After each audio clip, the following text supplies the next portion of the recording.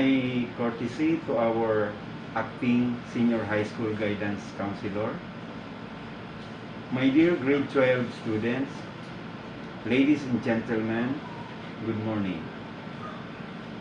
In life, you have to set goals and priorities you need to understand yourself and the present environment you are living today. You need to make strategic, rational, and sound decisions in choosing your career. Today, you are having this virtual career guidance orientation. And so, what is career guidance? Career guidance is a comprehensive developmental program to assist the students in choosing the occupational courses. This is the most important tool that is used so that you can gain an understanding of your own interests, abilities, aptitudes, and strength. This program will help you also see the variety of academic options and help to develop plans to reach your educational goals. Believe it or not, this time is the great point in your life. This is the good time to start thinking about your future. My dear senior high school students, today is the real journey of your future career. So, choose a job you love and you will never have to work a day in your life. In behalf of Ocampo National High School family, I wish you all the best of luck of your future.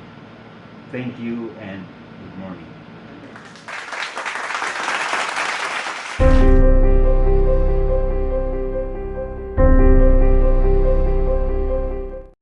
When you give a man fish, he lives by the day. But when you teach him how to fish, he lives for a lifetime. And when you say teach, that is training. And when it is training, that is testa.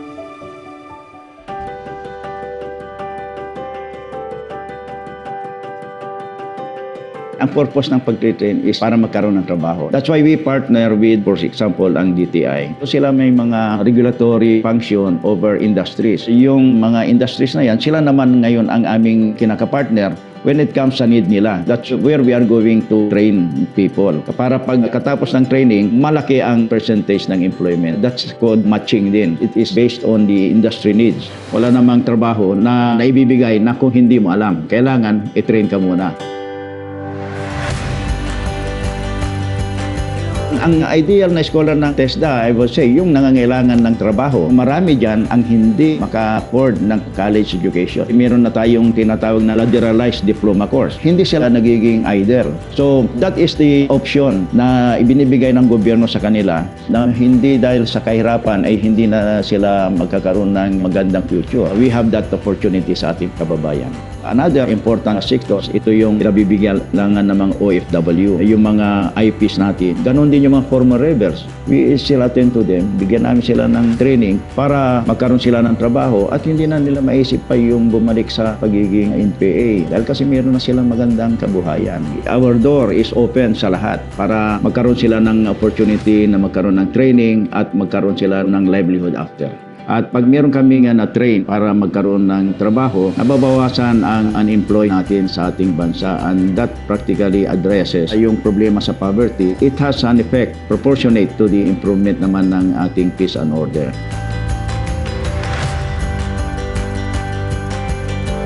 Before, we were concentrated dito sa mga training centers. Ngayon, mas marami naman yung nangangailangan sa bukid na hindi makapunta dito sa mga syudad. So, we came up with a guiding principle which we now have as a slogan, TESDA abot lahat. Para mailagay sa isip, ang puso at sa gagawa na ang siniservisyon namin ay mga mamayang Pilipino na nangangailangan ng training assistance at ito ay bibigay namin sa kanila kung saan man sila naroon. Hindi yung sila ang pupunta pa sa mga training facilities natin. In the field right now, we organize mga provincial training teams. Pumupunta yan doon. Kahit na walang sasakyan, they collaborate with other agencies na may mga sasakyan. They look for a way to be able to go that.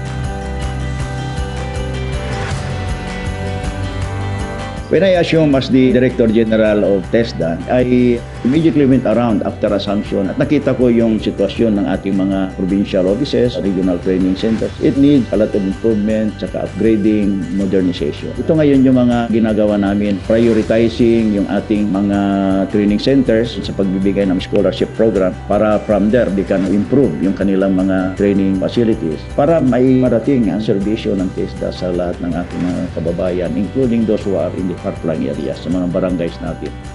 Now, I have a good grasp of what TESDA is. Lahat ng mga dapat na kailangan gawin na para mapabuti ang pagserbisyo ng TESDA ay ginagawa ngayon ng TESDA.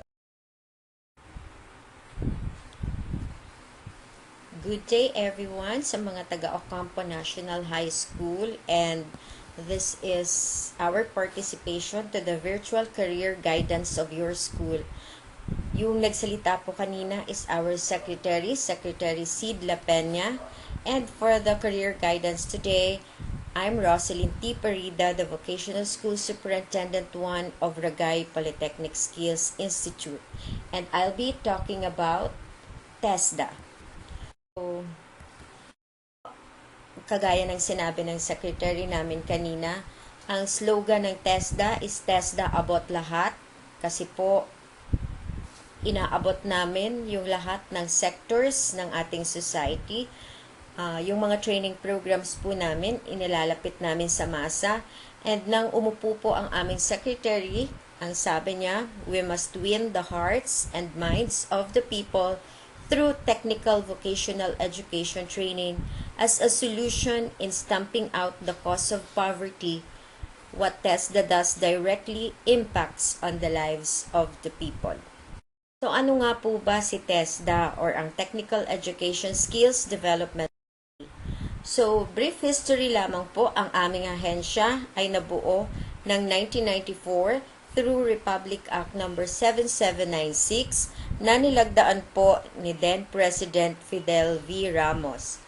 Ang pinaka-aim po nito ay ma-encourage yung full participation at ma-mobilize yung industriya, labor, local government units, and technical vocational institutions para po sa skills development ng ating human resources.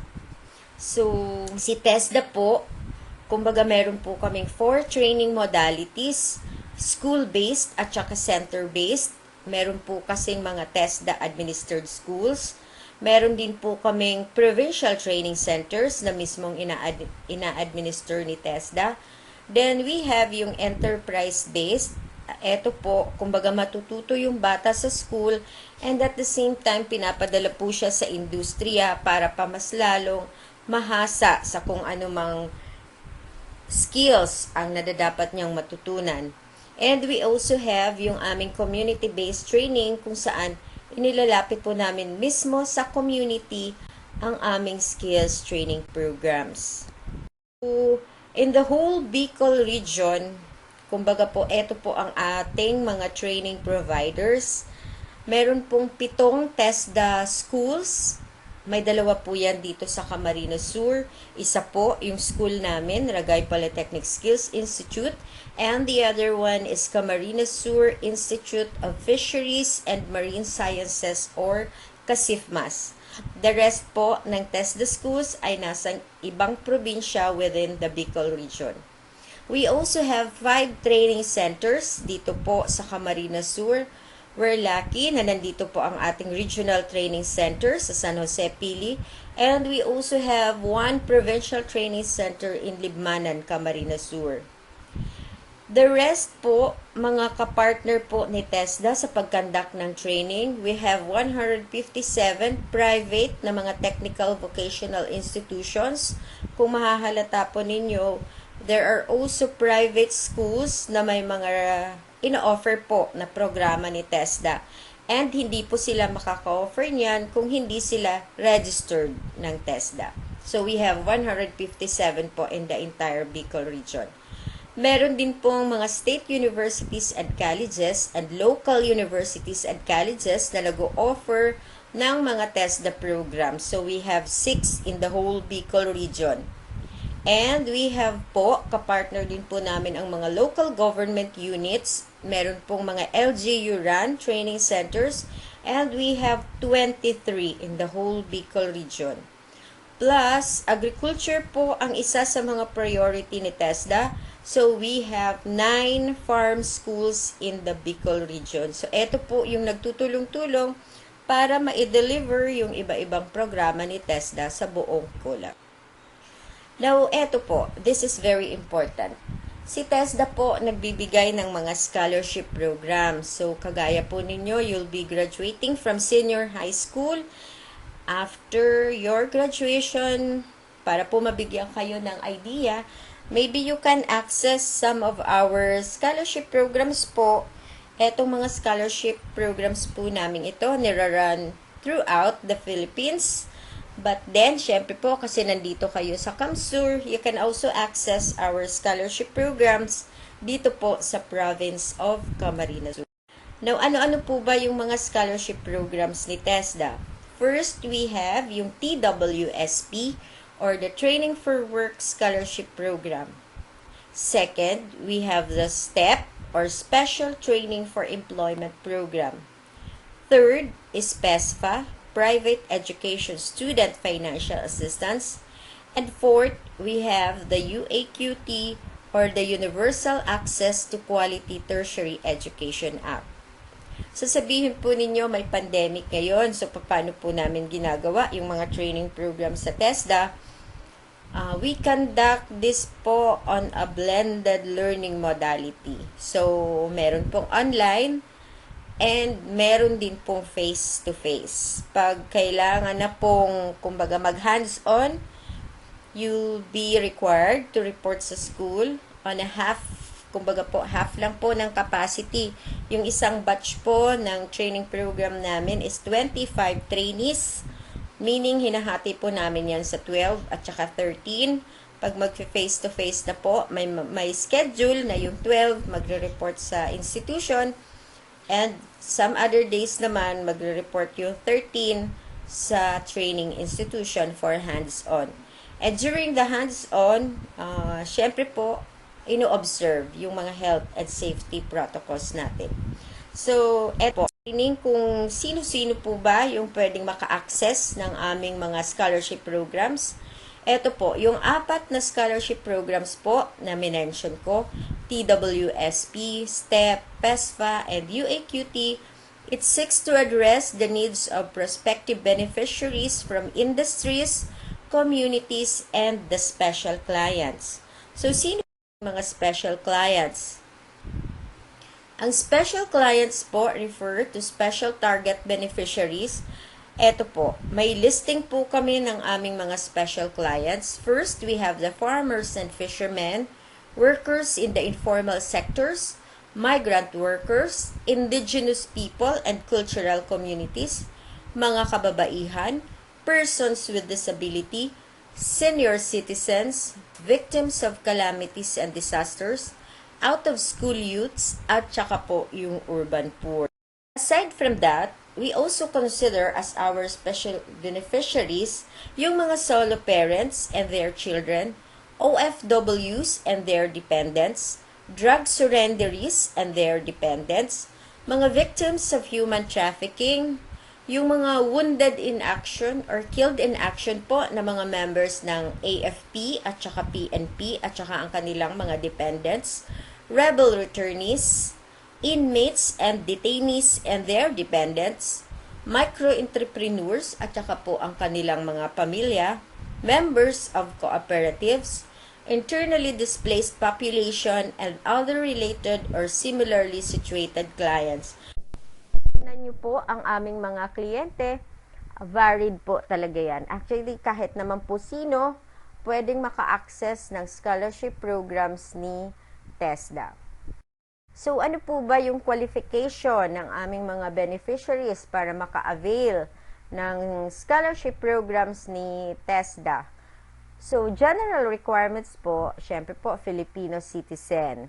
And, nadadapat po, must not be a current beneficiary of other government educational scholarship or subsidy program for beneficiaries. So, meron din pong age requirements na kailangan. For Training for Work Scholarship Program or TWSP, at least 18 years of age at the time he or she finishes the training program. Pwede pong pagsimula, 17 years old pa lang po siya, pero by the time na matapos niya po yung training program, nadadapat po 18 years old na po siya. Kumbaga, why 18 years old?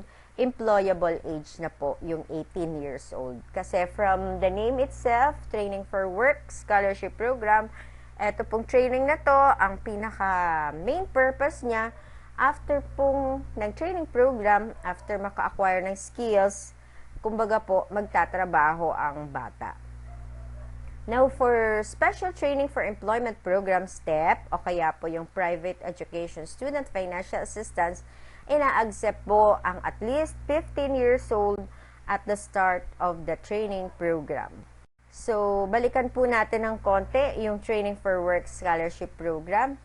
Ito po kasi, it seeks to support rapid, inclusive, and sustained economic growth through course offerings in priority industries and key employment generators. So, ito po yung mga key employment generators natin. These are the sectors na kung saan madali pong makakuha ng trabaho.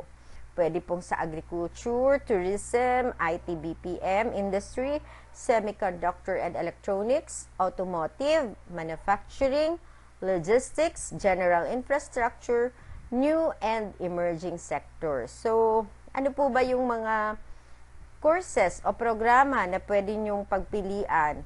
So, meron po kaming organic agriculture production in situ, meron po kaming agro-entrepreneurship, meron po kaming bread and pastry production, food and beverage services production NC2, meron pong cookery NC2, meron po kaming consumer systems electronics, computer hardware servicing, meron po kaming driving NC2.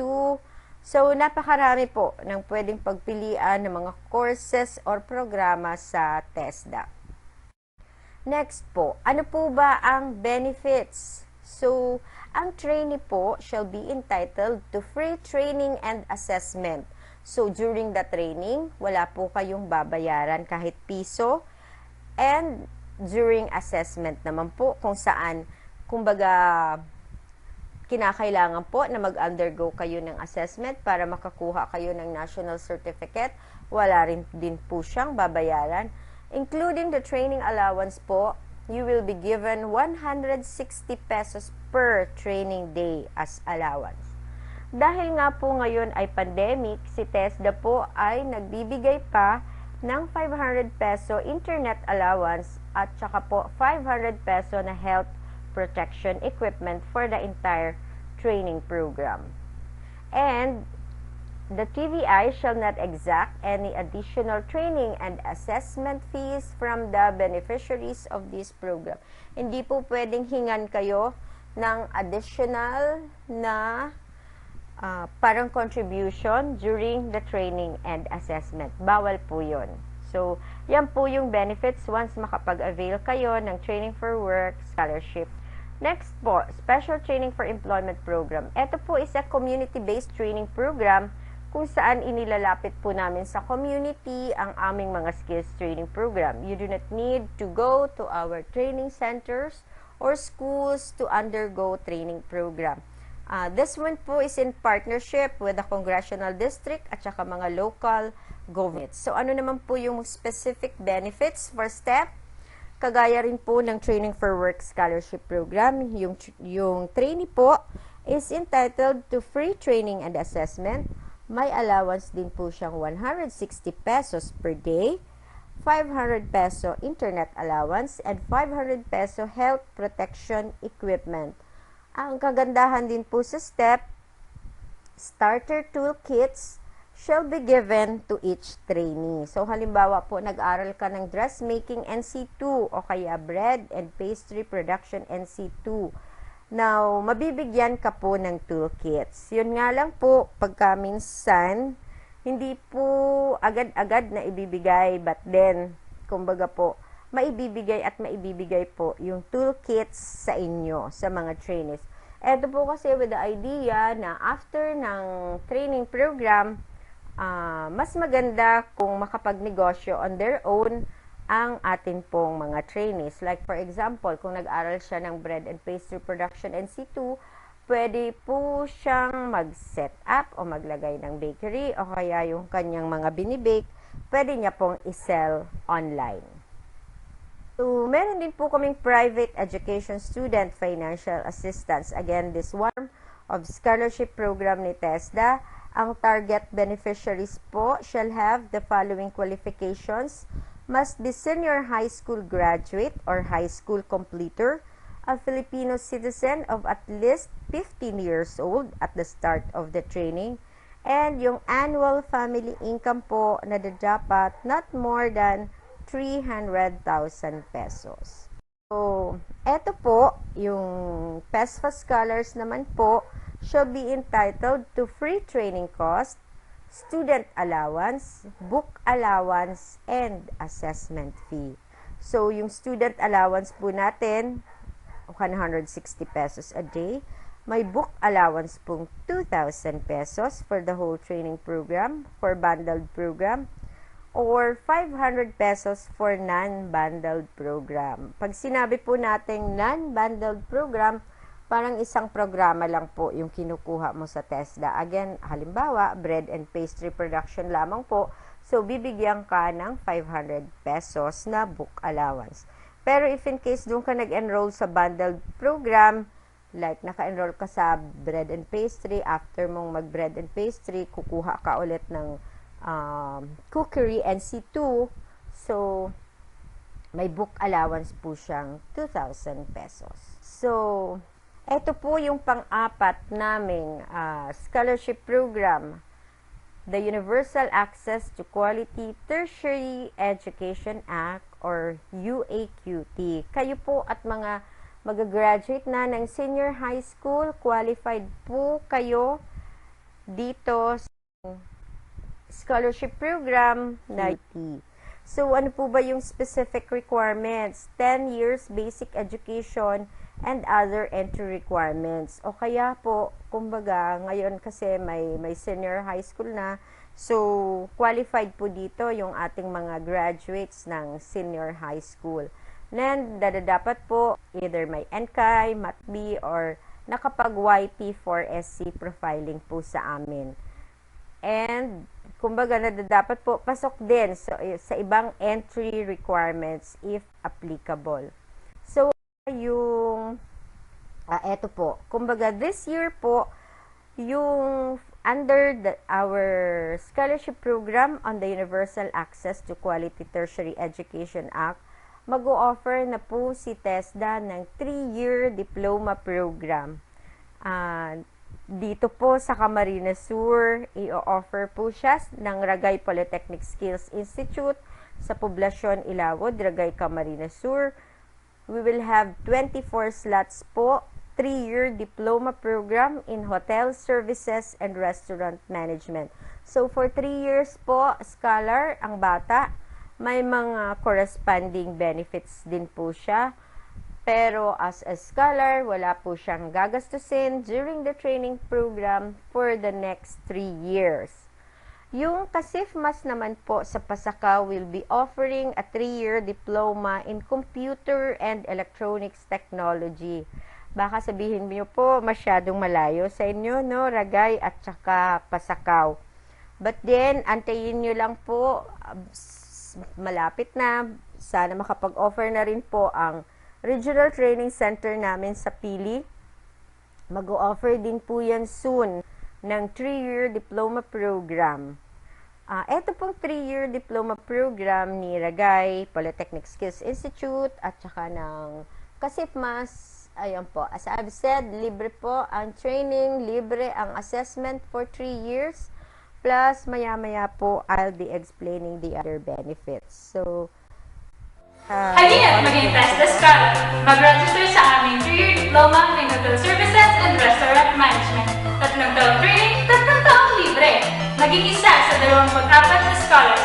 Pa-register na sa RPSI.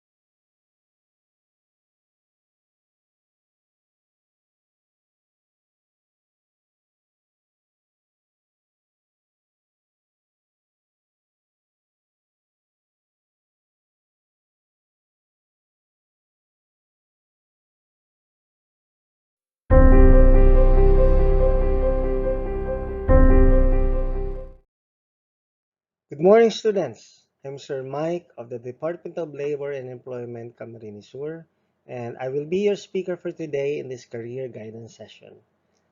We will be talking about your employment readiness, but we need to discuss first the career choices that are available and suited for you.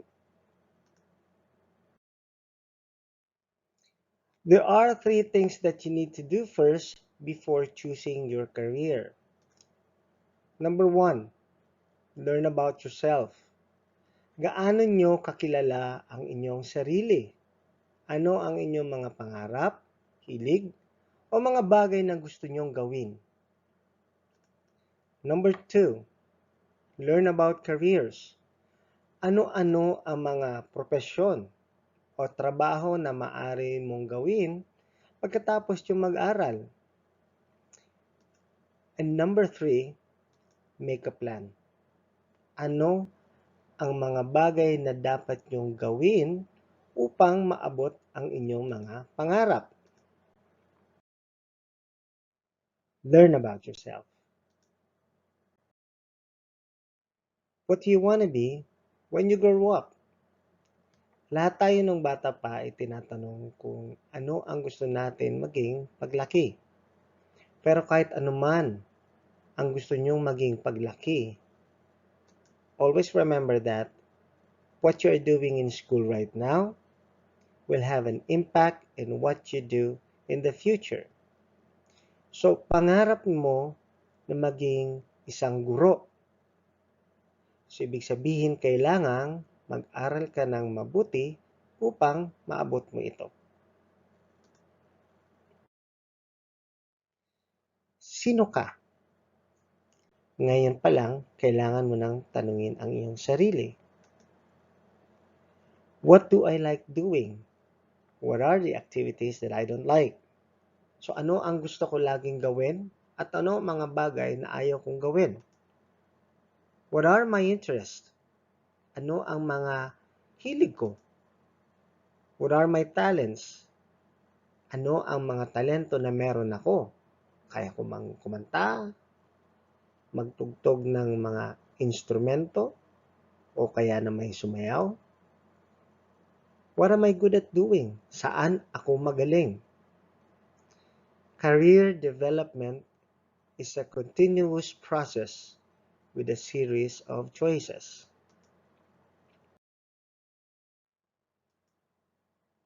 Ano nga ba ang mga gusto nyong maabot sa buhay? Ano ang inyong mga mithiin? Gusto nyo bang magkaroon ng magarang sasakyan, malaking bahay, o isang estableng trabaho? Ano kaya ang mga in-demand na trabaho ngayon? O kaya na ano kaya ang mga trabaho na angkop sa aking kaalaman? Ito ang mga katanungan na kailangan kayo mismo ay malaman nyo ang kasagutan. Dahil makakatulong ito sa pagpili ng tamang kurso na inyong kukunin pagkatapos ng high school. And for you to be able to make your dreams a reality, set goals for yourself. Halimbawa, ang pangarap nyo ay magkaroon ng isang malaking bahay, which means you need to have a high-paying job for you to be able to raise the money needed to have your big house. You can list down all the kinds of jobs that you can do and find more about the jobs that you can do. But before that, you need to find out what college courses you can take to develop the skills needed for this job. In this illustration, you will notice that there are three buildings represented by elementary, high school, and college, and all of them leads to the same direction, which is work.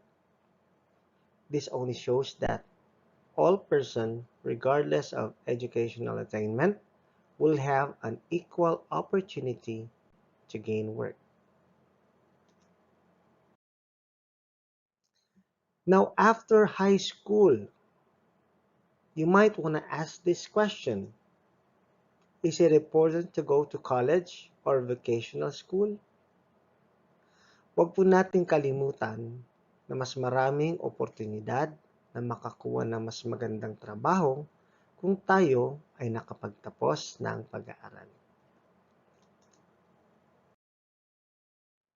So in order for you to know more about yourself, you can also ask these right questions. What will make me happy? Ano nga ba ang makakapagpasaya sa akin? Or what am I passionate about? Ano nga ba ang mga bagay na kinahihiligan ko? What do I dream of doing? Maaring gusto mong makapaglakbay sa iba-ibang bansa. Or what do I really want to do? O gusto mo lang naman talaga makatulong sa pamilya mo? Ang mga tanong na ito ay makatutulong upang mas lalo niyong makilala ang inyong sarili.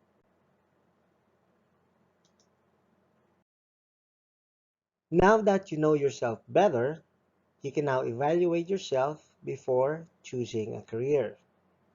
There are tests that will help you in making a decision. One of those is the Rayasek test, which means realistic, investigative, artistic, social, enterprising, and conventional. You are realistic if you are a person who is interested in working with tools, instruments, and any mechanical or electrical equipment, which means you can be an engineer, an architect, or an industrial arts teacher. You are investigative if you are one of those people who are interested in doing investigative tasks.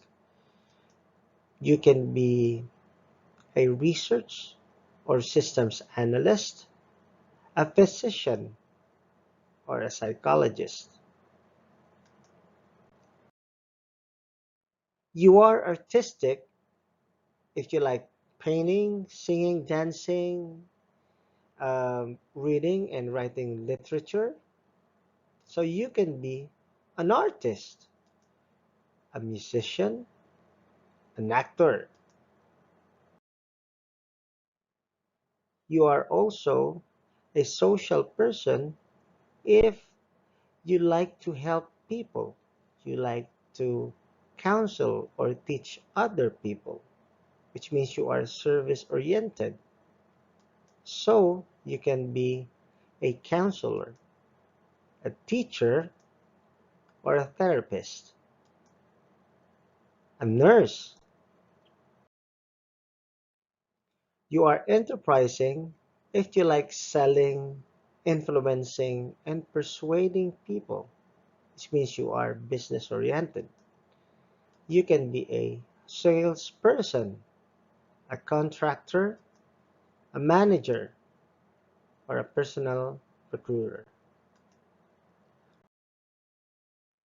You are conventional if you are a highly organized person, like maintaining files orderly, which means you can be a banker, an accountant, an office manager, or a secretary.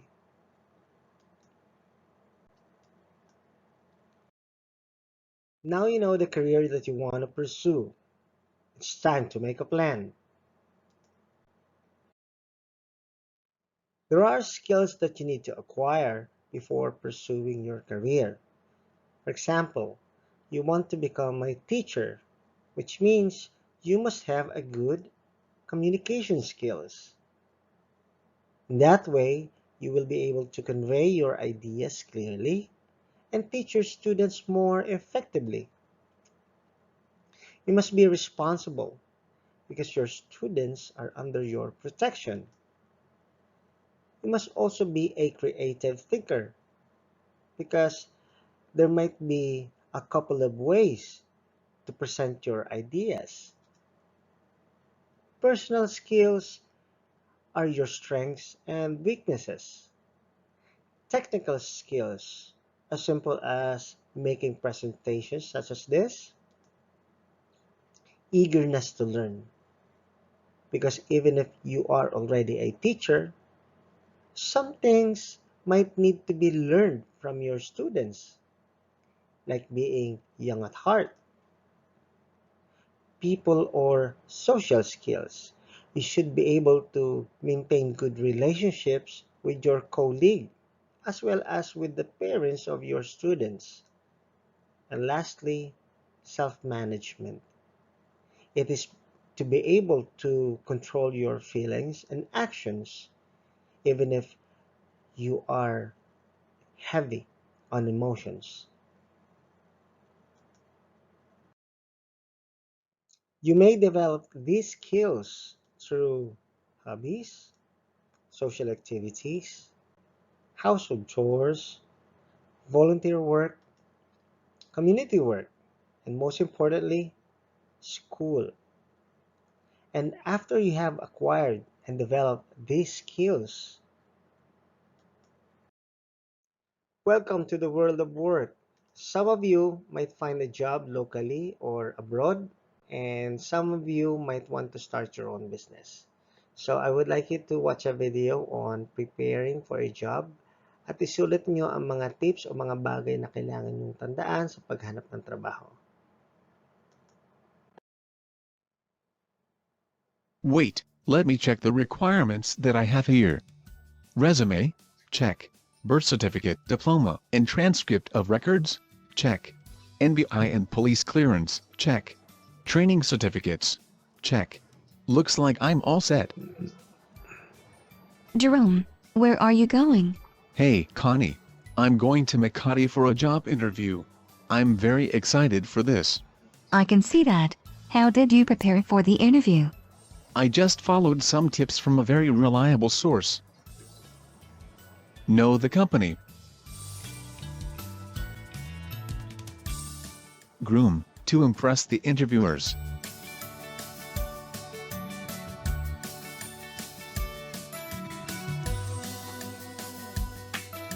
Be punctual. Be polite. Carry extra copies of your resume. Answer competently and professionally.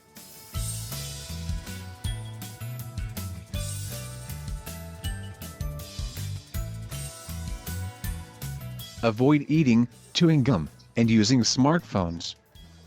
Prepare for a salary negotiation. Say thank you after the interview. Wow. You really are ready. I'm impressed. Thanks. I owe this to the Department of Labor and Employment.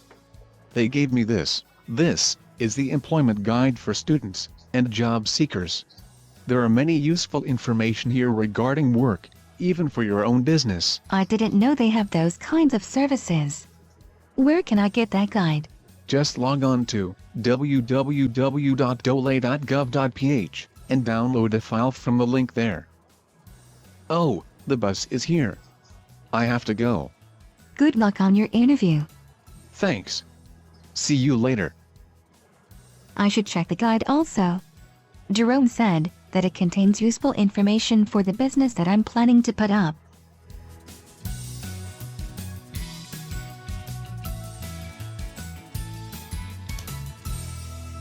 Okay, now that you are already, as example, a newly hired professional, you are now ready to start your career. But you need to know your rights and benefits as a worker. Next video is about labor standards and all other things that you need to know as an employee. Good morning, ma'am. I'm Jerome Cruz.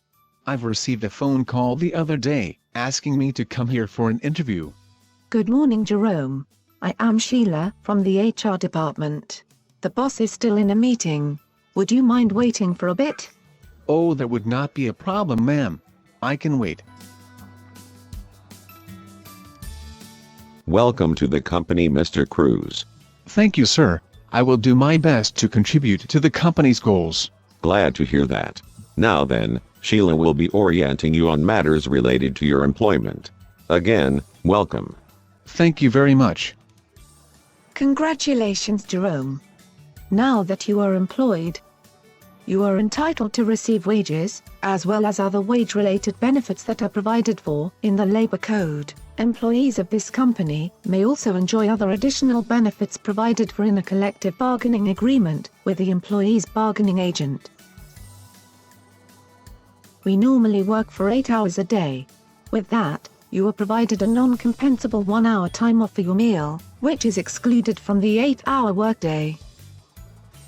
If you are required to work in excess of 8 hours, then you are entitled to overtime pay. Take a look at this table for the computation.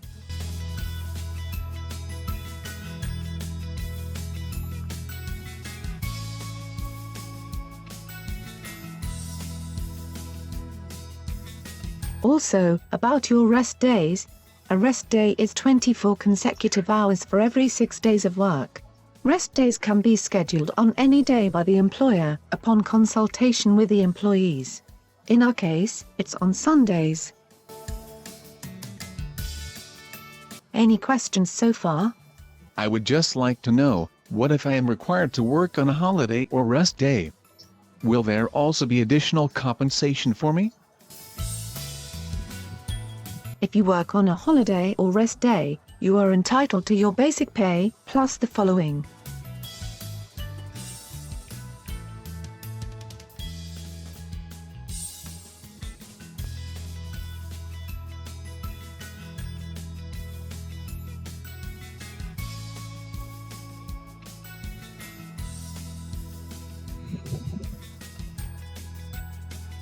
Oh, and by the way, salary is paid in cash at least once every 2 weeks or twice a month, at intervals not exceeding 16 days. It shall be paid directly to you. Will I also be entitled to 13th month pay? Yes. Rank and file employees who have worked for at least 1 month are entitled to 13th month pay. May I also know what are the leave benefits that are afforded to employees? Some of the leave benefits that an employee may avail include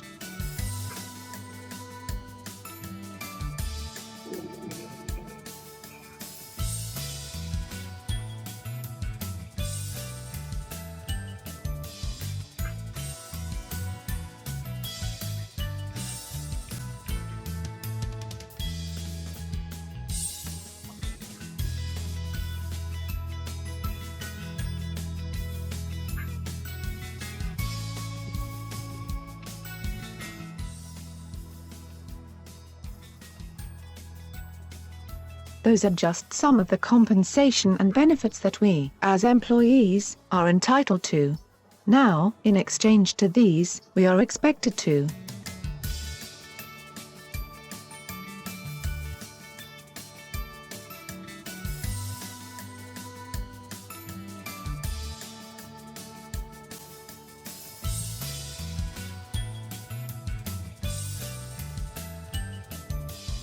Any more questions, Jerome?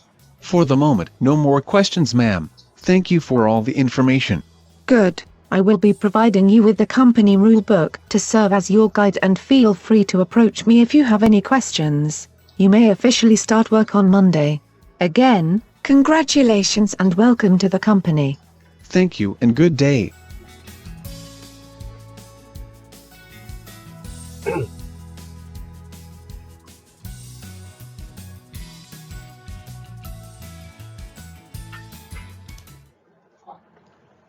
Dapat po nating tandaan na lahat ng manggagawa ay may karapatan na sumahod ng tama at makakuha ng mga benepisyo na naaayon sa batas. Gusto ko rin pong idagdag na yung maternity leave benefits po ay na-expand na. Hindi na lang siya 60 days kundi 105 days na. So, ang susunod nating video ay patungkol naman kung tayo ay nagnanais na magtrabaho sa ibang bansa.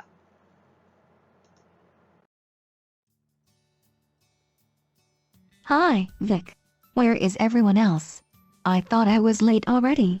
Jerome and Pips are on their way. Susan will be a little late. She is coming from a meeting. Oh, did you know Susan passed the dental licensure exam in just one take? Yeah, that's why she has to treat us tonight. Might as well have my send-off now, so that I can save money. What? What send-off are you talking about? I got a job as a waiter in a hotel in Dubai. The contract is for 2 years. In fact, I just came from the Overseas Workers Welfare Administration. OWA provides a pre-departure orientation seminar, or PDOS.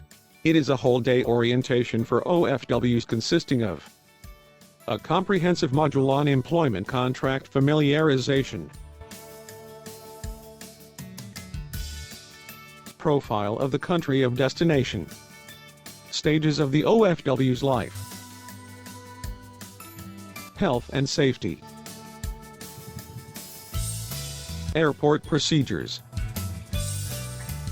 and government programs and services for OFWs.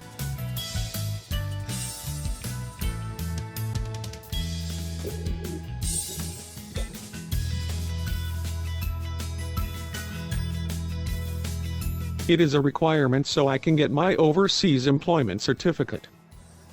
We were advised not to accept packages from anyone. Packages from friends or family members should not contain anything illegal. They told us never to bring these.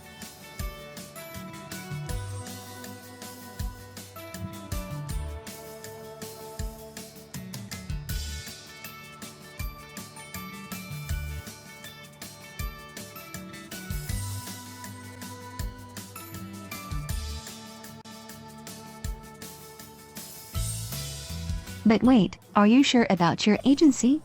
Don't be a victim of illegal recruiters. Don't worry. I checked out the Philippine Overseas Employment Administration's website for the list of legitimate and registered recruitment agencies. The website also provided a list of available job orders.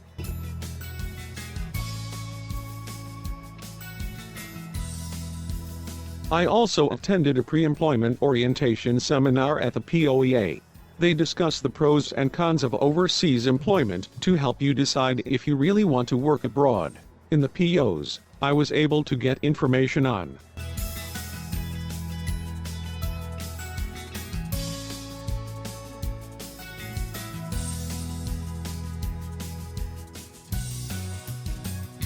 that seminar encouraged me to pursue my dream in working overseas. It also provided useful tips, like what I must have as an OFW, and these included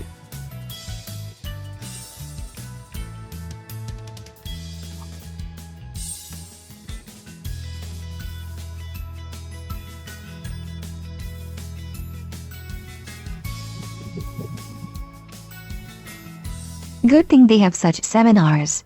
When do you leave? in about 4 weeks. Wow, so soon.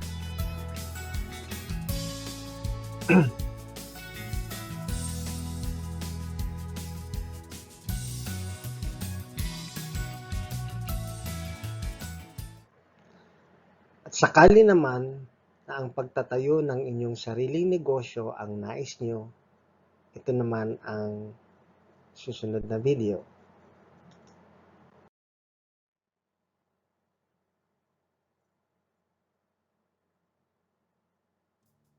Oh, here is the employment guide Jerome is talking about.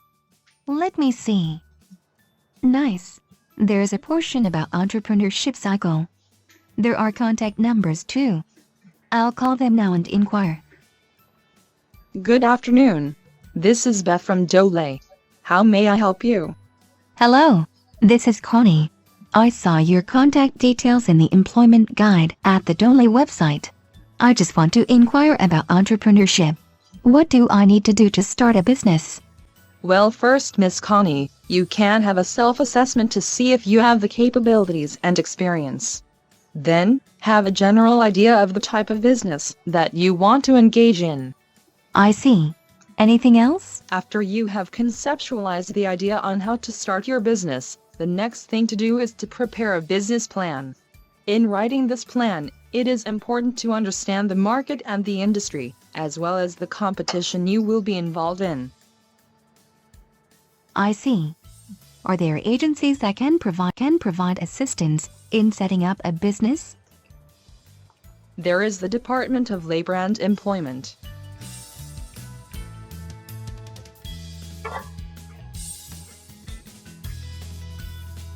Technical Education and Skills Development Authority. Department of Trade and Industry.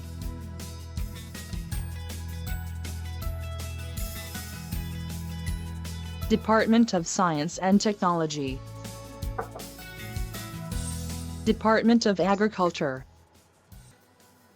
Local government units. Cooperative Development Authority. Securities and Exchange Commission. And microfinance or banking institutions. That's a lot of agencies. Does Dole have a training schedule on starting a business? You are in luck, ma'am. We have a training on becoming an entrepreneur this coming Thursday at the Dole. We can put you on our list of participants. That's great. Thank you so much for the info. Bye. Yay. After the training next week, Connie's cakes and pastries will become a reality. The employment guide sure is useful. Shucks. Look at the time. I'm gonna be late for Susan's blowout.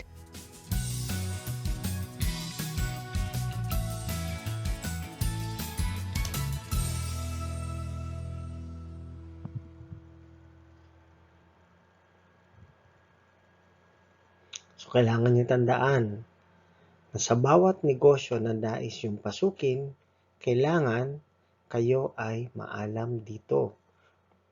Halimbawa, ang nais yung buksang negosyo ay vulcanizing shop. Ngayon, hindi ka marunong mag-vulcanize. Paano kung umabsent yung inyong trabahador? So, hindi naman po pwede na ang inyong negosyo ay magsasara dahil lang absent yung inyong trabahador. Okay? I would like to stress the importance of finishing your studies. Kids, your family might face a big challenge in supporting your studies, but there are ways to finance your studies. You can be a scholar, you can be a working student, or you can work for a year or two in order to save up, and the next year you can continue your studies. Remember that by finishing your studies, you will be given more opportunities to work in the future. So on this part, I would like to share to you a quote, and it says, if you do what you love, you'll never work a day in your life. Thank you very much, and I hope I was able to impart to you important informations that will help you in your chosen career in the future. Thank you very much, and be safe always.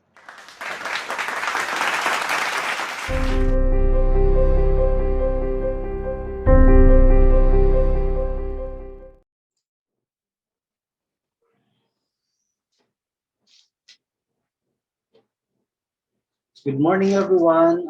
Especially good morning to our secondary principal to Ma'am Wilhelm A. Rila, to our senior high school coordinator, Ma'am Lily T. Sola, and to our senior high school guidance coordinator, Ma'am Julie S. Novia. Congratulations po sa mga future graduates ng Ocampo National High School. So I'm here to represent as the speaker for our entrepreneurial skills orientation to our senior high school or grade 12 graduates. So my name is Arvin Dexter Maximo. I am the business counselor of Negosyo Center Naga City. I also handled before Negosyo Center Lagunoy, Karamoan, and Bula. I am now assigned here at Negosyo Center Naga City. So magdidirekta na po ako sa seminar proper natin kasi I have 30 minutes allotment only. So yun, let me share my screen to you.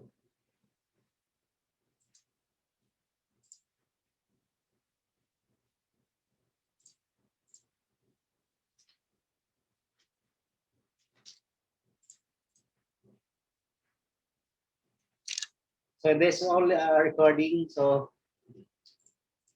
start na po ako. So entrepreneurial mindset ang ating topic po ngayon. So what do you mean by entrepreneurship? So meron naman tayong choices. After graduation natin, pwede tayong magtrabaho, pwede tayong pwede natin piliin na mag-aral, mag-continue in college, and pwede rin tayong mag-venture into business. So may kanya-kanya tayong choices. Kasi minsan yung iba, kailangan pa maghanap ng trabaho muna para makatulong muna sa pamilya. Ang iba, kailangan magpatuloy sa pag-aaral. Ang iba, kailangan nag-iisip pa kung anong gagawin nila. So ito yung ating seminar ngayon is about entrepreneurial mindset. Ano ba yung dapat na values, yung characteristics and mindset ng isang entrepreneur. So una, alamin muna natin kung ano ba yung entrepreneurship.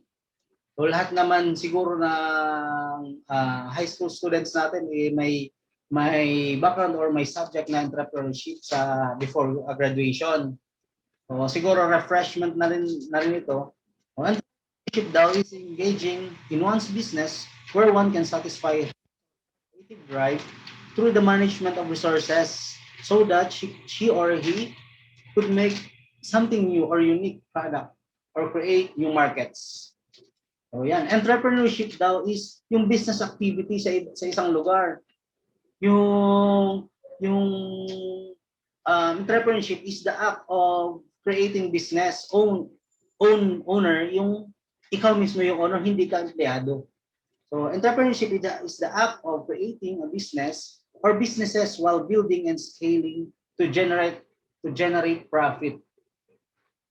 The more modern entrepreneurship definition daw is also about transforming the world by solving problems. Marami tayong problema, underemployment rate, marami tayong problema sa growth, sa pagpapalago ng ating ekonomiya, sa paghahanap ng trabaho. Yun, maraming problema. So paano daw makakatulong ba itong entrepreneurship para masolve itong mga problems nito? Danan na rin natin, ano ba yung ibig sabihin ng entrepreneur? So kung titingnan natin is parang root word siya ng entrepreneurship. So entrepreneur is a noun. So ang ibig sabihin ng entrepreneur is someone who innovates. Pag sinabing innovates is someone who creates something new about the product or new services na hindi pa nag-exist, hindi pa ginagawa ng iba. Yun daw ang ibig sabihin ng entrepreneur, whose function is to carry out new combination called enterprises. Next po, ito. Sinabi natin kanina is entrepreneurship daw is also about transforming the world by solving big problems. Ano ba yung mga big problems na to? Or ano ba yung impact na nagagawa ng entrepreneurship sa isang lugar, sa isang society? So yan po. Number one po, yan, creates employment. So, paano ba sinasabi na mag-create ito ng employment, ng trabaho pag yung entrepreneurship sa isang lugar is malago. Sabi dito, entrepreneurship improves the quality of life. So, sorry, nag-jump na ako. Doon naman na tayo sa create employment. Once na mag-create ka ng negosyo, kahit maliit lang na negosyo, ano ba yung unang-unang nabibenepisyuhan? Siyempre yung owner. O sinasabi nila yung owner, wala po akong employee. Kasi maliit lang naman ang aking negosyo. Maliit lang ang aking negosyo. Hindi naman ako nag-hire. Hindi ko naman kailangan ng employee. So may I share to all lang, once na nag-operate ka ng negosyo, kahit hindi pwedeng walang employee. So sino ang papatakbo ng negosyo mo kung wala kang employee? So yan. Ang employee mo dito is yung sarili mo. So as owner, you are knowledge as the employee of your own business. So bibilangin mo yung sarili mo as employee kasi hindi naman mag-ooperate ang business kung walang labor, walang trabador. Diba po? Okay, so number one, economic impact po is nag-create ka ng employment. Mas maganda kung marami yung employee mo kasi natutulungan mo sila, nababawasan yung unemployment rate ng isang lugar. So, isa rin yan sa mga indication ng paglalago ng ekonomiya, paglalago ng isang lugar kapag maraming trabaho. Di ba nga, dito sa atin sa mga part na medyo rural areas, pupunta pa ng Manila para maghanap ng trabaho. Bakit?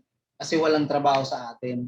Mas magandang pumunta na lang doon para magtrabaho. Yung mga lalaki, lalo na yung mga lalaki, pumupunta ng Manila para maghanap ng trabaho, yung mga babae dito sa atin. So, ano ba ang maganda? Malalayo ka sa pamilya or magnenegosyo ka na lang. Di ba mas maganda, magnegosyo ka na lang, malapit ka sa pamilya mo. So, yun, number one is create employment. Number two is to improve quality of life. Paano ba may improve yung quality of life? Ano ba yung impact kapag ikaw ay nagnegosyo? Paano mo masasabi na may improve ang quality of life? Unang-una nga, nag-create ka ng employment. So, yung employee mo, may trabaho na, hindi na siya pupunta ng Manila, so nakakapag-provide na siya sa family niya. So, acknowledge nag-i-improve yung quality of life nila. So, habang tumatagal ang entrepreneurial activity, mas lumalago din ng innovation. So, pag sinabing innovation, for example na lang, kapag may entrepreneurship sa lugar, di ba? Sample na lang is the rice cooker. So, entrepreneurs continuously innovate and develop new products. Nagde-develop tayo ng mga produkto which is the answer sa mga basic need ng ating mga housewife, men, and even the teenagers or mga fresh graduates like you. For example, agricultural machineries have increased food production. So kung dati mano-mano tayo gumawa, halimbawa sa siomai, kung dati mano-mano natin ginagawa, sa isang oras na 50 pieces tayo, sabihin natin 20 pieces. Pero ngayon, may mga machine na due to entrepreneurship, may mga innovation na gumagawa na sila ng machines and equipments para mapabilis or maparami yung yield natin per hour. Yung pag sinabing yield is yung produce natin, yung nagagawa nating siomai, kung siomai yung example natin. Number three is utilizes and mobilizes resources. Ito yung maganda. Kapag gumaganda ang innovation sa isang lugar, nagagamit natin yung mga resources, yung mga raw materials na dati nabubulok na lang sa gilid, di ba? Marami tayong raw materials dito. May coconut. Pag sinabi natin palang raw materials, coconuts, makakailanganin natin ito kasi dapat panagsisimula ka ng business. Ito yung dapat na isa sa mga dapat isaalang-alang. Ano ba yung raw material sa isang lugar? So kailangan mo munang alamin kung ano ba yung produkto na gagawin mo, ano ba yung raw materials na gagamitin mo dito. For example, kung ikaw ay magaling sa pagluluto, ang naisip mong negosyo is gumawa ng mga processed meat, mga longganisa, mga tawag ito, tocino, siomai. Kung ikaw ay magaling dyan, bago ka mag-invest dyan sa business na yan, alamin mo muna, saan ba ako kukuha ng supply? May baboy ba dito? Marami bang meat dito sa aking lugar? mura ba ang meat dito, ang karne sa akin lugar? Dito sa Naga as of now is alam ko 350 na ang karne dito. Buti dyan sa may part ng presentation is 240 ata nung na beses na nagtanong kami dyan, is kontrolado daw nila yung karne nila. So we need to kailangan natin isalang-alang yung kung anong resources. Balik tayo, utilizes mobilizing resources. So nagagamit natin yung mga resources na sayang. For example, mga coconuts, mga ano ba bang mga produkto natin yung mga bamboo, kung bamboo industry ang papasukin mo, yung tiger grass, yung sugbo, meron tayo dyan sa Partido area. Kung anong resources, yung mga resources nagagamit natin. Hindi na siya nabubulok lang yung sige na sayang. Lastly is bring social benefits to the government and people as well. So paano ba siya nakakatulong? Ano ba yung impact niya sa ating society, sa ating lugar, sa ating community? So yan, sabi nga dito, social benefits. Anong mga social benefits ito? Kung nakikita natin yung picture, so ang benefits niya is nakakagawa tayo ng mga tulay. Kung dati may yung mga, di ba, sa part dito sa guide, sa hanging bridge plan dati. Pero ngayon meron silang, some of the barangays, meron na silang sariling tulay. So hindi na ang bridge, diba, delikado, nakakatakot tumawid kung hanging bridge yung gagamitin. Pero sa ngayon, may tulay na sila. Maganda yung ating access road papuntang dyan sa mga party areas. Magaganda na rin yung ating infrastructure dyan, yung ating roads. Meron tayong school natin, gagawa ng mga building, meron tayong room na nagagamit. Sa mga barangay halls, sa mga barangay, meron tayong mga multi-purpose complex. So dyan na pupunta yung ating mga taxes natin, dyan na pupunta. Kung mag-venture ka into entrepreneurship, syempre mag-rehistro ka ng negosyo. Saan ba mapupunta yung mga ginastos mo pang rehistro? Dito, dyan po. Yung bayad sa ating mga teachers, sa amin, sa mga government employees. So, matuwa tayo kasi kahit 5, kahit piso, meron tayong ambag sa kalsada na pinapagawa sa ating mga barangay o sa ating mga national roads. Next, yan. Next po is the rewards of the entrepreneurship. Ano ba yung rewards na makukuha natin? Ano ba yung reward natin kung tayo ay nagnegosyo, especially sa ating mga future graduates, sa ating grade 12 students ngayon. So after graduation mo, kung maisipan natin na magnegosyo tayo, makaisip tayo ng isang negosyo, ano ba yung rewards na makukuha natin? Number 1 is reward of entrepreneurship is unlimited opportunity to make money. So hindi lang tayo makakapag-focus sa isang negosyo lang. For example, sabi natin isig na tayo sa meat processing. Pag sinabing meat processing is pwede kang magproseso ng meat. So natututunan naman ito sa mga skills trainings and seminars. Pinoprovide din yan ng ating government through DTI din, mga different agencies, and even sa ating mga munisipyo meron silang ginagawang mga livelihood opportunities na ganyan. So kailangan natin magtanong-tanong. Number 1 is, yun nga, have unlimited opportunity to make money.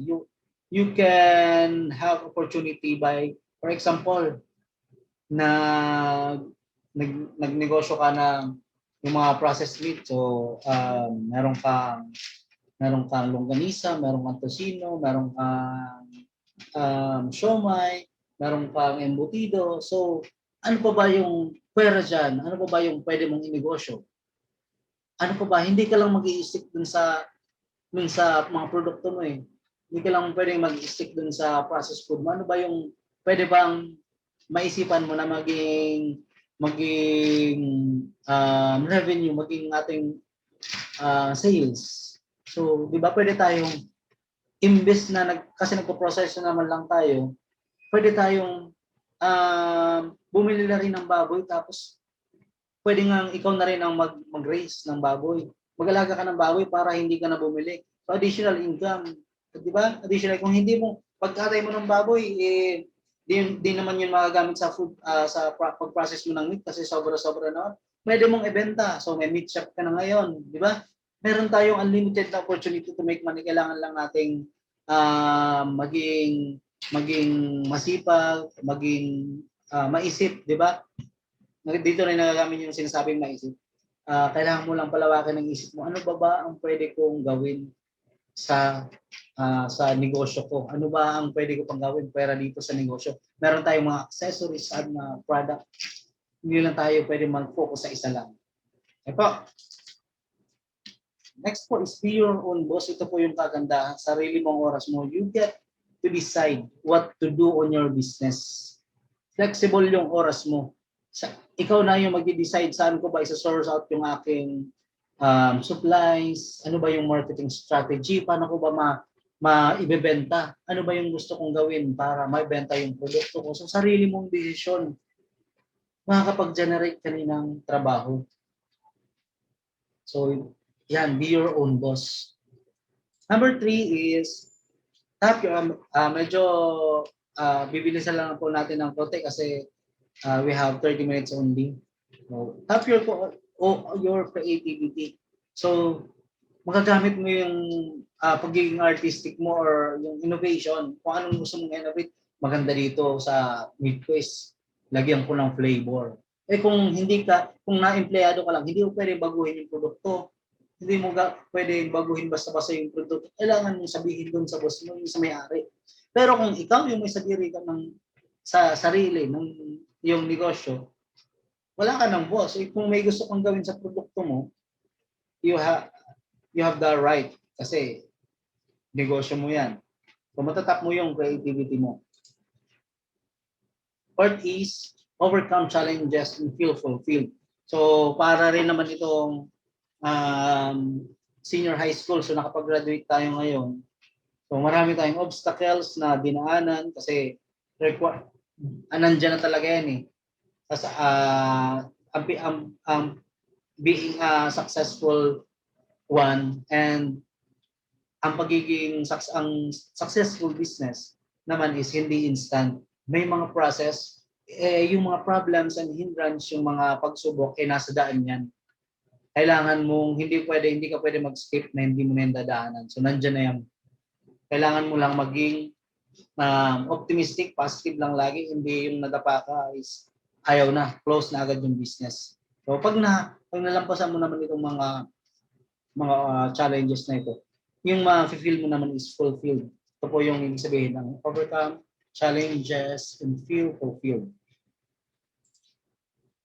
Lastly, fifth is the reward of entrepreneurship po is helping others and the country as well. So paano ba? Di ba nadaanan na natin sa previous slides? Paano mo natutulungan yung iba? Nakakapagbigay ka ng trabaho, naka-help ka sa community and sa country sa paraan ng paraan ng pagbigay mo ng tax or pagbigay mo ng pangailangan ng tao. Kasi yung tax na binibigay natin is ginagamit din naman sa pagpapaganda ng ating lugar, which is kailangan din ng businesses, especially ang ating mga roads and syempre yung mga services or yung security ng lugar. Lastly po is building an entrepreneurial legacy yan. For example po is Mr. Henry C. of SM. Diba? Sa ngayon wala na si Henry C. pero patuloy pa rin yung SM. Hindi naman ibig sabihin na wala na yung founder ng SM is wala na rin yung SM, di ba? Mas lumalago yung SM, marami na tayong SM store ngayon. So, yung mga anak na, yung nagpapatuloy ng kanilang negosyo. So, meron na silang legacy. Sabi ni Henry C. What if I sold? Kapag daw lahat ng Pilipino is bumili sa akin ng sapatos. Yun, naisip niya, ano kaya yung mangyayari sa akin negosyo? Siyempre, maraming Pilipino. magiging successful ka talaga kasi si Henry C naman dati is naglalako lang ng mga sapatos. So, vendor din yan. Yan. Next po is kung may rewards sa entrepreneurship, yung sinabi natin hindrances kanina, mga challenges, syempre may risk. Yan, may risk din na ang entrepreneurship. Number one is, yan, unpredictable business condition. Sabi dito, a small business is vulnerable to sudden changes in the business environment, especially ngayon, meron na tayong yung pandemic ngayon. So, yun ang aabutan ng ating mga fresh graduates from senior high school. So, if you venture into business, if you invest into a business, ito yung kailangan isaalang-alang natin. May pandemic tayo ngayon. Ano ba yung strategy? Ano ba yung kailangan natin gawin? Kasi, yun nga, one of the risks of being entrepreneur, meron tayong unpredictable yun nga, business condition, yung environment natin is na nagbabago-bago. Na ito, sabi dito, a small business is vulnerable to sudden changes in the business environment. In fast-paced industry, kung maliit ang inyong negosyo, baka bumagsak ka lang. Kung wala kang mga strategies or mga backup plans na if may mangyaring ganito. So, baka, yun, sabi dito, a small firm may not be possess the financial capability or the organizational capacity to respond to this adequately to new opportunities in their concomitant problems. Example is coronavirus. Bawal na, di ba social distancing na ngayon? So, ano pwede mong gawin? Through Facebook na ngayon, may online selling na tayo ngayon. Pwede natin i-sell online. Maganda na one of the trends ngayon is the online businesses. So, pwede tayong mag-online, pwede natin i-market. Pag sinabi market is customer. Pwede tayong humanap ng customer sa Facebook, yung mga friend natin sa Facebook. Pwede tayong sumali sa mga groups na sa mga bentahan, di ba? May Naga City market nga ngayon. Naga City buy and sell. So, pwede natin i-post doon, pwede tayong makahanap ng maraming customers, maraming market, big market through online. Second risk of being an entrepreneur, risk of entrepreneurship is long hours of work. So kailangan flexible ka na kasi even sa gabi, baka kailangan mong gumising kasi kailangan ka ng yung negosyo. A prospective entrepreneur must be ready to spend most of his waking hours immersed in the business. Also, family and personal affairs may be jeopardized. Mabawasan yung barkada, yung pagbabarkada mo, yung ating Saturday nights, di ba? May Sabado nights tayong tinatawag. So, pwedeng mabawasan na yan. Next is unwanted or unexpected responsibility. The entrepreneur may be eventually find himself saddled with management responsibility as he did not bargain for. Siyempre, if may negosyo, kailangan mo na i-manage yung business mo, finance, kung ano ba yung problems, kasi all businesses, even those successful businesses, is may maraming dinadaan na problems. Problem sa tao, sa employee, problem sa financing, problem sa marketing, lahat ng problema sa pagmamanage ng business. So, kailangan mo itong i-face kasi ito yung mga unexpected responsibility mo. Kala mo yung mga successful business, hindi pinasakit yung ulo ng mga yan. Lahat ng mga successful businesses, kung mapansin mo nga, ang mga buhok, baka mabawasan ang buhok mo dyan. So, yan. In summary, kung nasundan natin lahat, ito yung rewards of entrepreneurship. Have unlimited opportunity to make money, be your own boss, tap your creativity, overcome challenges, and feel fulfilled. So, if may rewards, meron ding risk. Ano yung mga risk? Risk of failure. Huwag kang matakot na baka bumagsak yung negosyo mo. Kapag bumagsak yung may problem yung business mo, kapag nalugmok ka, bangon lang, Sabi nga, yung mga block of problems daw, block of mga hindrances, mga harang sa iyong negosyo, may problem na dumating, isipin mo lang isang bloke yan, huwag mong ilagay sa ulo mo. Pag maraming problems niyan, talagang babagsak ka kasi mabigat yan. Pero yung mga bloke ng mga problema, igagawin mong stairs. First problem. Second problem, ilagay mo. Para stepping stone, gawin mong stepping stone para makapunta ka doon sa taas. Kasi hindi mo makukuha ang million or billion in just overnight. So yung million, yung pagiging milyonaryo or pag-aangat ng business, pinagpupuyatan, pinagpapagudan, pinag-iisipan, pinagpaplanuhan. Ganun po yun. Unpredictable business condition, long hours of hard work, unwanted or unexpected responsibility.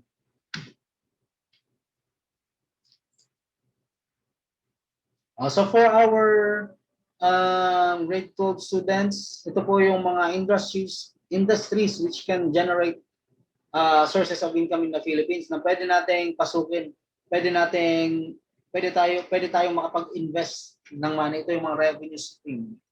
Una is processed food, home styles, furnitures yan, mga housewares, wearables, pwede kang sa mga fashion accessories. Pag sinabing wearables, yung mga sinusuot, bags, footwear, automotive, on parts, kung marunong kang mag-ayos ng yung mga makina, pwede mong gawin negosyo. Garments, mga RTW, mga ukay-ukay. Sportswear, pwedeng pagtatahi, or magpapatahi ka, bibilin mo. BPO, ICT. Pag sinabing ICT naman is online business or online inventory, mga BPO usually mga call center ito. Engineering services, knowledge management, natural, organic, mining, and tourism. Ito yung tourism, maraming sakop. Pwede kang, hindi naman kailangan may hotel ka or may restaurant ka or may kung anong business. Pwede kang mag-business online. Hanap ka ng kliyente, gawan mo ng package. Ikaw yung magiging tourist guide. Kailangan mo lang mag-aral kung paano maging tourist guide. Pwede yun. Transport resort, or pwede mong ipasok yung processed food mo as a pasalubong products. Kung may home style ka, may wearables ka, kung anong produkto mo, pwede mong pasok.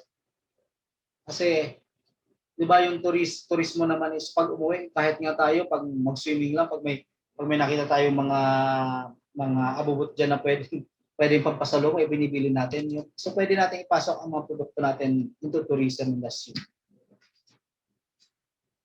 So last topic po is the entrepreneurial competencies. Yung mga ingredients, ano ba yung dapat na characteristic ng natin as an entrepreneur, as magbe-venture sa business. Ano ba yung kailangan na nasa loobin mo, yung mindset mo, yung ugali. Ano ba yung kailangan na dapat na nasa atin? Yan, yung ating iisa-isahin. Number one is opportunity seeking. Dapat nakikita natin yung oportunidad sa bawat okasyon or pangyayari.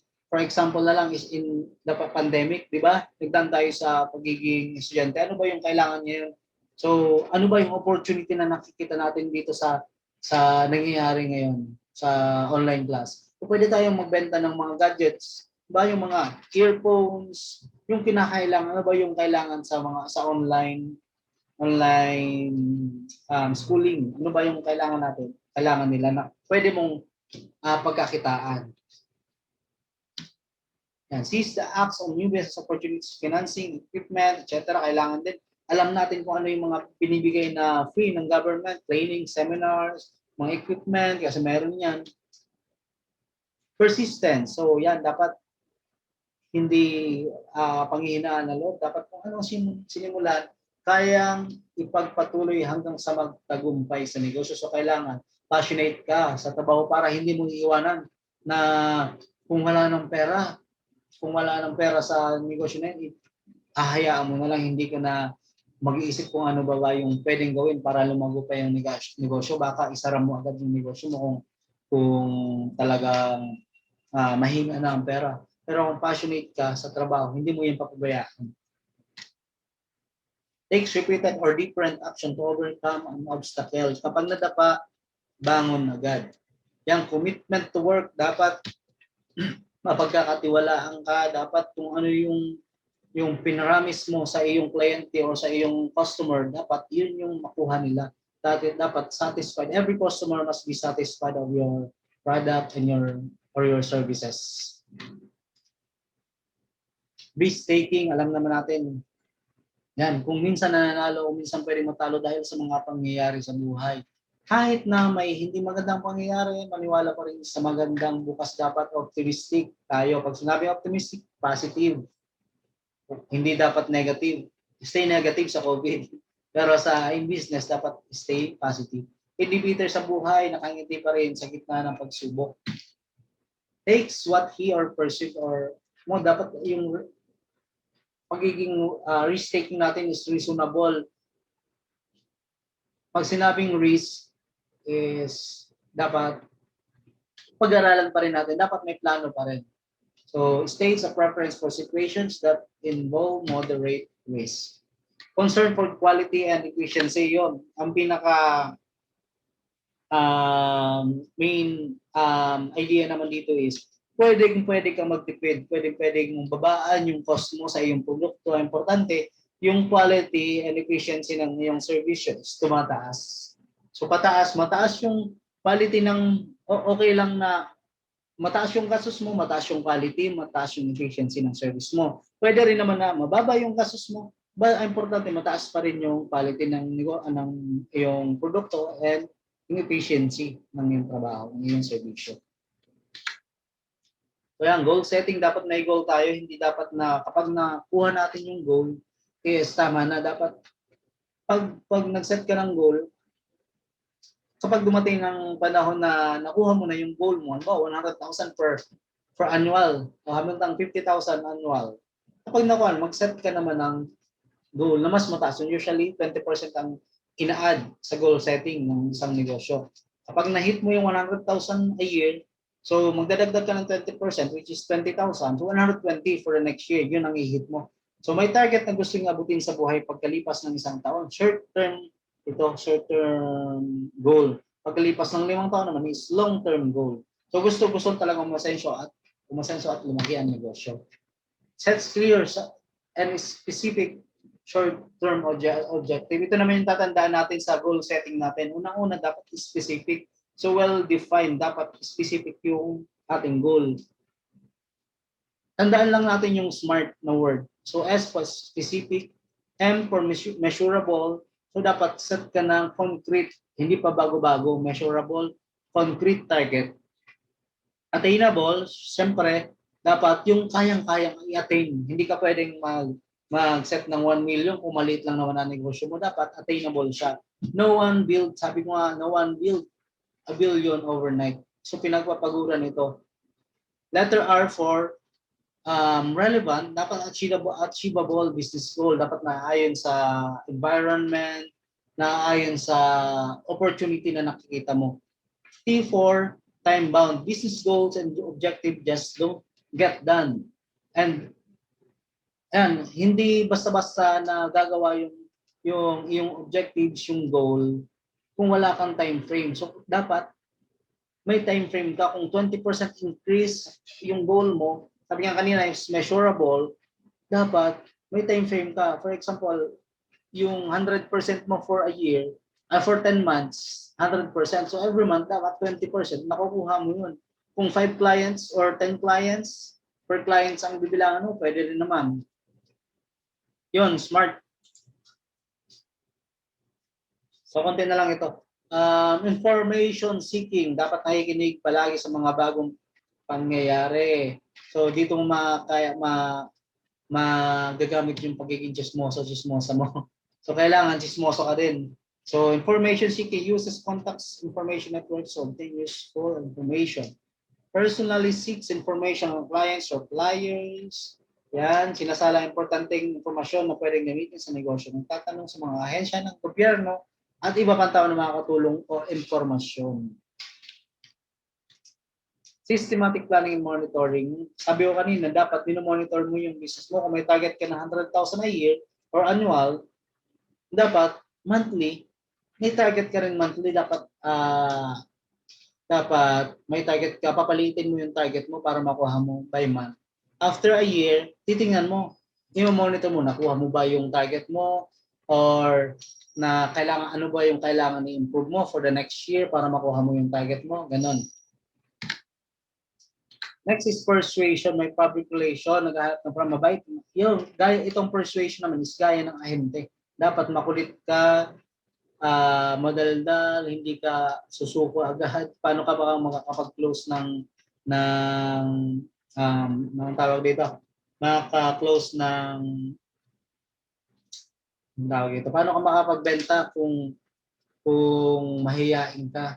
Paano ka makakapagbenta kung yung itsura mo palang galit na, pagpasok ko palang galit na, hindi ka magilo sa customer. Kailangan mabait, kahit na hindi ka mabait, dapat pag sa business dapat mabait ka para bumalik yung customer mo. Yan, lastly is dapat may self-confidence ka. Mayroong conversation skills o marunong makipag-usap ng malinaw. Naniniwala sa sariling kakayahan kung kaya pinaniwalaan din ng iba. A strong belief in soul's own abilities. Dapat madaldal ka, dapat kayang-kaya mo makipagharap sa clients para makapag-close ka ng business. Expresses confidence in one's ability to complete difficult tasks or meet challenges. Kaya nga dapat maganda kung sa school pa lang pinapractice mo ng sarili mo sa mga reporting. Hindi yan dapat tinatakasan. Dapat pag sinabing reporting, dapat tataas ka pa mo kami. Ako magre-report ako. Kasi dyan mabibuild yung confidence mo, which is magagamit mo ng malaki sa pagtatrabaho, pagninegosyo, or in college. Magagamit mo talaga. Training ground talaga naman ang high school. Hindi din na college is training ground for all. Yan. Sabi ito, magnegosyo tayo. Nakikita ba niyo tayo? Ito ay i-full screen ko ba? Sige. Full screen natin. Naayaw. Okay na. Yun lang. Wait lang. Nawala. O sana is may matutunan kayo sa ating topic. Magkaroon lang kayo ng mindset na positive. Okay na yun. Makuha lang ninyo itong mga characteristics or ingredients. I'm sure you're on the right track mo. Yan, magnegosyo tayo kasi ito daw yung process ng pagnenegosyo. Sabi nila, yung pagnenegosyo daw is kailangan capital. Ako pag tinanong mo yung kahit potential, may kahit pa sabihin natin meron kang idea, kaso natatakot ka mag-invest kasi pero maganda yung idea mo kasi takot ka nga. Takot ka na malugi, takot ka na matalo, takot ka na malugmok. Pero kasi hindi mo alam yung process. Ito daw yung process ng pagnenegosyo. Una, pagsusuri ng sarili. Tingnan mo muna ang sarili mo, kaya mo ba daanan yung mga risk na diniscuss natin kanina. Suriin mo muna ang sarili mo. Number 2, kung kaya mo yung number 1. Number 2, pagsusuri ng kapaligiran, ano ba yung mga opportunities na pwede mong gawin, yung opportunities na pwede mong mapagkaitaan sa palibot mo. Number 3, pagpapalawak ng kaalaman at kakayahan through skills training and seminars. Yun. Gaya nito, pagpapalawak na yung kaalaman ng yung mga nakikinig ngayon, ginagawa na ninyo yung number 3. Pagpapalawak ng kaalaman at kakayahan. So, saan natin ito makukuha? Meron tayo dyan mga negosyo centers. Sa DTI, merong pinoprovide ng mga training, mga skills trainings and seminar. Ang pinakamalapit sa Ocampo is Tigaon. Pwede tayong pumunta sa negosyo sa Tigaon, dyan lang yung sa munisipyo ng Tigaon para makapag-reserve ng seminars, kung ano man yung seminars ng negosyo center Tigaon. Number 4, pagpili ng produkto. Nakapag-scan ka na sa palibot mo, ano ba yung nakita mong opportunity, ano ba yung ibebenta mo? Sino ba yung market mo? Dapat gano'n. Number 6, paglikom ng puhunan. So dito mo palang iisipin yung puhunan kasi may ideya ka na may market ka na, may bebentahan ka na, may produkto ka na. ready na yung sarili mo. Saka ka palang maglilikom ng puhunan. Saan ka ba kukuha? Pwedeng bangko, microfinance, pwede mong ipangutang, or kung may ipon ka, pwede mong gamitin sa iyong naisip na negosyo. Number 7, bago ka mag-operate, syempre, rehistro ka muna. Kasi sabi nga natin, ano ba yung mga impact ng iyong negosyo sa iyong sosyedad, sa iyong community. O nakakatulong ka sa pagpapagawa ng infrastructure, o rehistro ka muna. Number 8, pagsasagawa na o pagpapatupad na ng negosyo mo. So implement mo na ang negosyo mo kasi pinag-aralan mo na. Number 9, pagsusuri after siguro a month or 3 months, tingnan mo na ano ba yung negosyo mo, kumikita ba, or yung market mo ba is nakukuha mo, bumibili ba sa'yo, or may kailangan kang baguhin sa strategy mo, dapat may backup plan ka. So, ganun po yung process ng pagnenegosyo. Hindi po basta-basta. Okay? Yan. Next po is, what business can you engage in? So, you can choose on business based on your interest. Number 1, your individual field of interest. So, magaling kang magkuti-kuti. So, business ka, magnegosyo ka ng cellphone repair shop, mga ganon. Magaling ka magluto o gawa ka ng mga food products, gawan mo ng label, patulong ka sa negosyo centers natin kay DTI, patulong ka para gumanda yung produkto mo para maging marketable naman. Yung tawag dito, marketable naman yung produkto mo. Number 2, knowledge on the product and services. Ano ba, dapat may knowledge ka sa produkto mo. Amount of capitalization, magkano ba yung kailangan mo. Potential clients, sino ba yung client mo, sino ba yung customer mo, yung target market mo, ilan ba ang market mo. So, nandun na rin siya sa how to start a business, yung previous slide na diniscuss natin. So, existing supply, may supplies ba sa lugar mo? Available manpower, sino ba yung mag-act as labor? Sino ba yung employee? Kung kaya mo bang mag-isa? Kung kailangan mo bang mag-hire? Yun, next po is Jos Mabalos from DTI Camarines Sur. Again, nagpapasalamat po ako na-invite si DTI dito sa at least may naitulong kami sa ating future graduates. So, ilang percent naman dyan is magninegosyo naman talaga. So, nakatulong naman itong ating presentation. So, salamat po. Salamat din po sa Ocampo National High School. So, Jos Mabalos po from DTI Camarines. Thank you po.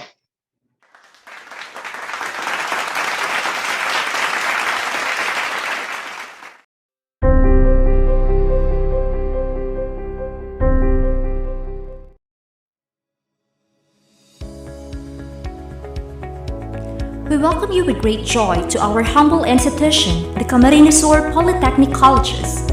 Our vision, Polytechnic education at its best for the Bicolanos.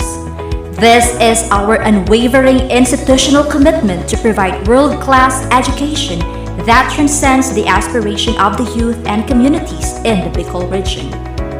Since its creation in 1983 through Batas Pambansa Bilang 512, CSPC continues to fulfill its mission to transform lives to be free of poverty by creating a better future through world-class polytechnic education and technological innovation.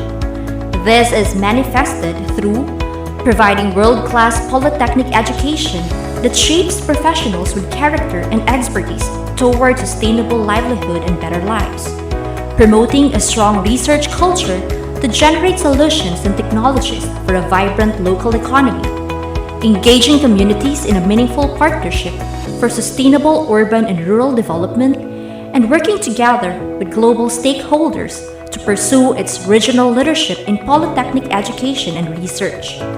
We're also guided by our quality policy for continuous improvement. We affirm to provide the highest standards in total customer satisfaction in accord with legal and other requirements to satisfy current and future needs of clients and stakeholders, uphold good governance conditions, and sustain the integrity of the environment and its resources through continual improvement of its quality and environmental management system. CSPC shall pursue its mission and vision with fervor steered by the values that have driven the institution over the years. Our services and acts shall consistently reflect our organizational values of creativity, service orientation, passion, collaboration, character, altruism, responsibility, excellence, and stewardship. In short, our core values stand for CSPC Cares. As we give tribute to the 37th year of existence of Camarines Sur Polytechnic Colleges, we look back with great pride to the honorable men and women who made possible the emergence of a promising institution. Attorney Fernando Oberiña, Dr. Lilia Corporal Sena, Dr. Lourdes G. Lanyog, Mr. Ferdinand B. Valencia, Dr. Moncito G. Ilarde, and Dr. Dulce F. Achan. At present, Dr. Charlito P. Cadag leads the college in its journey to academic excellence and transformation. It is no wonder that with exceedingly regarded administrators, competent faculty, and dedicated staff working towards one goal, CSPC was awarded numerous awards and recognitions such as ISO 9001-2015 certification, accreditation of programs, consistent performance-based bonus qualifier, Red Orchid Hall of Fame awardee, Saringaya awardee, Best Smoke-Free Government Office, Top Performing School of Midwifery, Home of Placers and Top Notchers, Quality Management System Award, and many others. With two campuses, the CSPC Main Campus and CSPC Buhi Extension Campus, we cater to more than 5,000 students in the 3 graduate programs and 17 undergraduate programs. Other new programs will be offered by the college to address the needs of the community. As we embrace the new normal of teaching-learning process, our students will enjoy the flexible learning arrangement using the CSPC Learning Online space to ensure that quality education is provided amid the COVID-19 pandemic. We will be resilient, dynamic, and innovative to achieve our goals and objectives despite the challenges of time. To further fire up CSPC's standing in providing quality education and excellence, President Rodrigo R. Duterte signed into law converting Camarines Sur Polytechnic College into Polytechnic State University of Bicol on April 12, 2019. With the spirit of dynamism of the present leaders and workforce, CSPC will make into reality the full conferment of a university status. We will continue to grow, serve, and pursue our goals and commitment to the people of Bicol and beyond.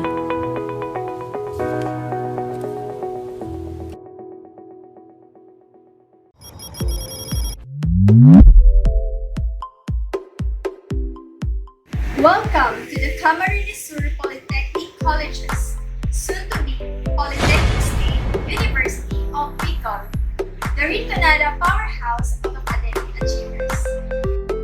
Camarines Sur Polytechnic Colleges was established on year 1983. CSPC's Board of Trustees has named Dr. Charlito P. Cadag as the college's 5th president on July 10, 2019. In addition to that, we have 6 colleges that offers SUC accredited programs. For the College of Engineering, Bachelor of Science in Civil Engineering, Bachelor of Science in Mechanical Engineering, Bachelor of Science in Electrical Engineering, and Bachelor of Science in Electronics Engineering.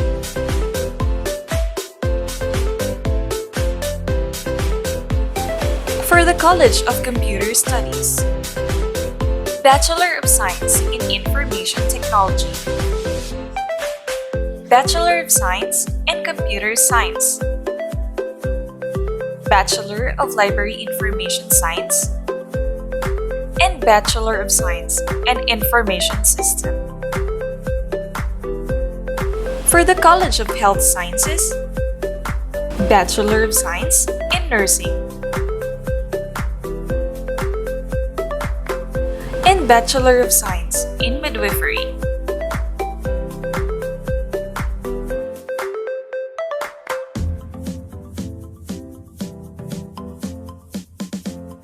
For the College of Business Management, Bachelor of Science in Office Administration, Bachelor of Science in Hospitality Management, Bachelor of Science in Tourism Management, and Bachelor of Science in Entrepreneurship.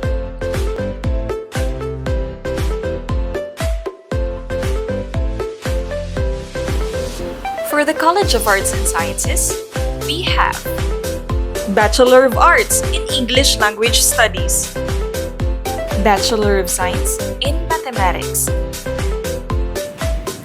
Bachelor of Science in Development Communication, Bachelor in Public Administration, and Bachelor in Human Services.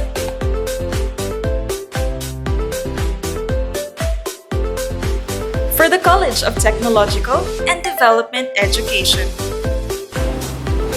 Bachelor in Physical Education, Bachelor in Culture and Arts Education, Bachelor in Special Needs Education, and Bachelor in Technological Vocational Teacher Education, major in Fish Processing, Food Service Management, and Electronics Technology. We also have our Buhi campus, which offers Bachelor of Science in Information Technology and Bachelor of Science in Office Administration. Our college produced board top-notchers over the past few years in midwifery, nursing, and engineering.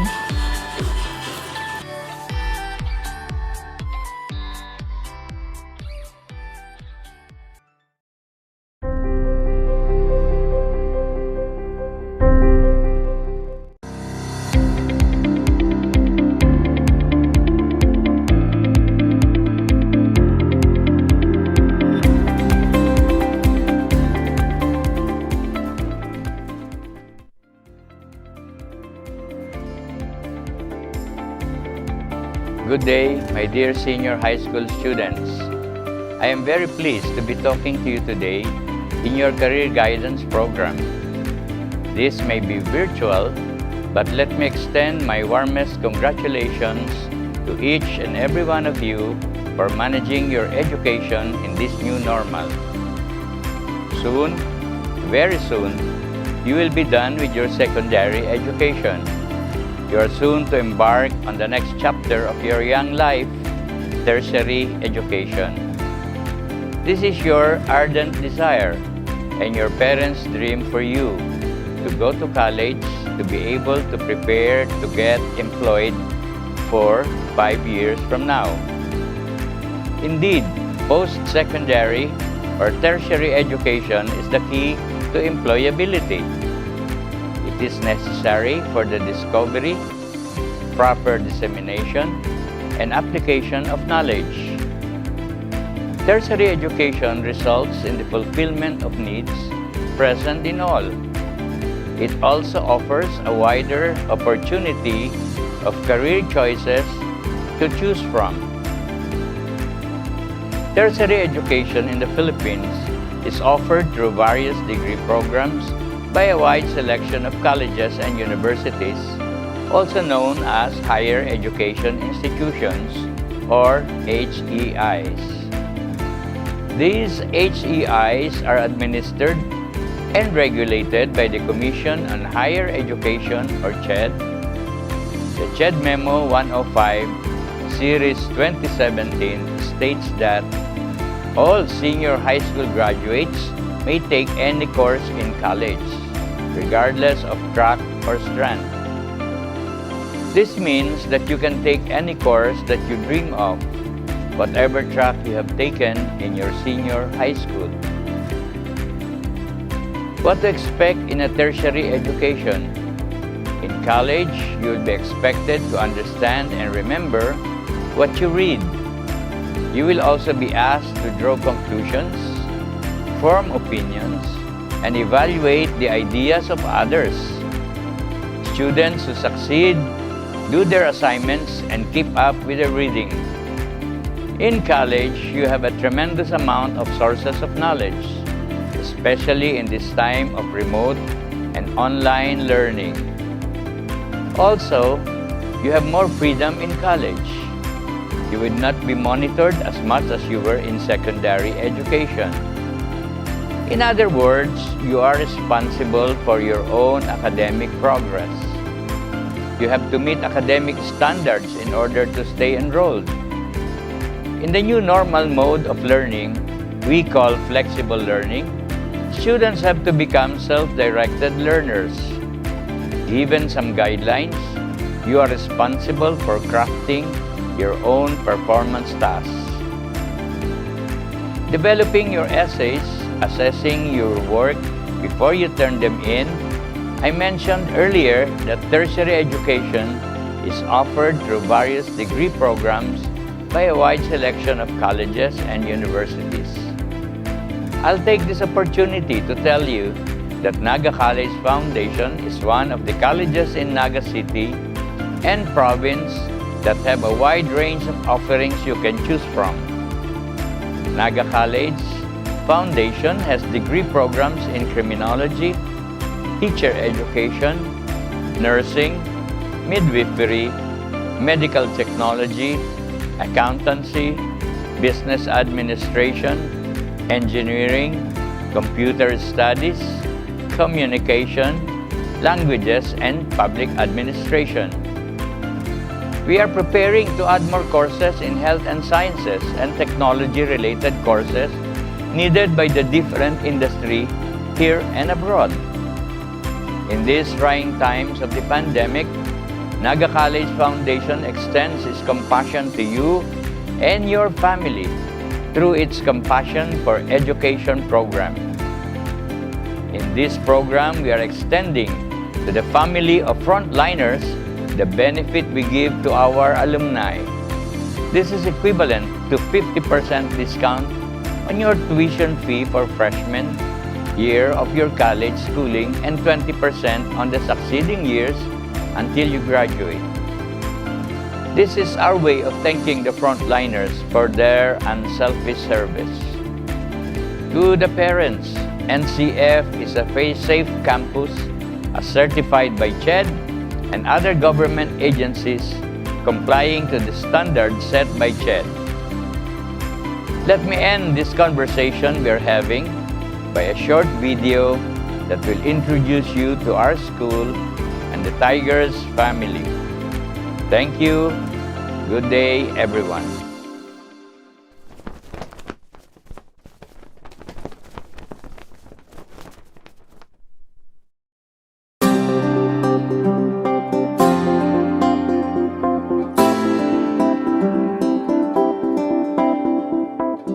Naga College Foundation Incorporated has proven that it is the breeding ground of champions. It has produced around 30,000 graduates and successful alumni who became experts in various fields of profession in its 70 years of existence.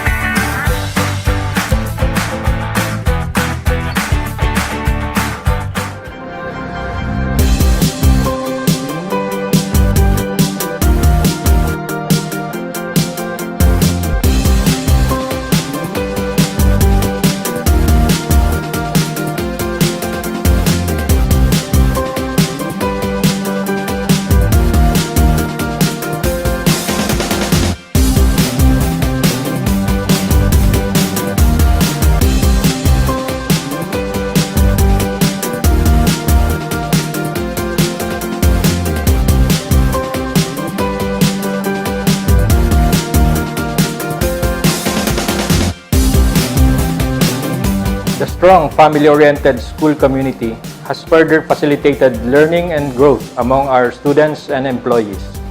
The legacy of my grandfather, Dr. Melchor T. Villanueva, to provide quality, affordable, and accessible education has flourished as shown by the improvement in enrollment not only for Filipinos but even in the international market, as proven by students coming from countries like India, Nigeria, and Papua New Guinea, enrolled in various courses.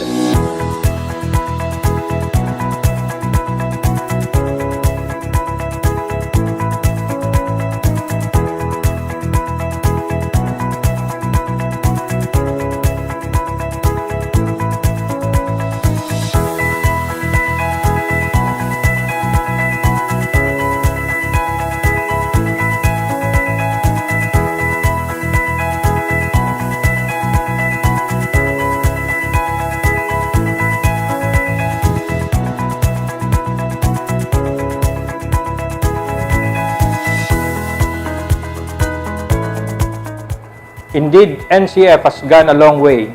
The challenges continue as education is continuously evolving and the search for new knowledge and truth is never ending.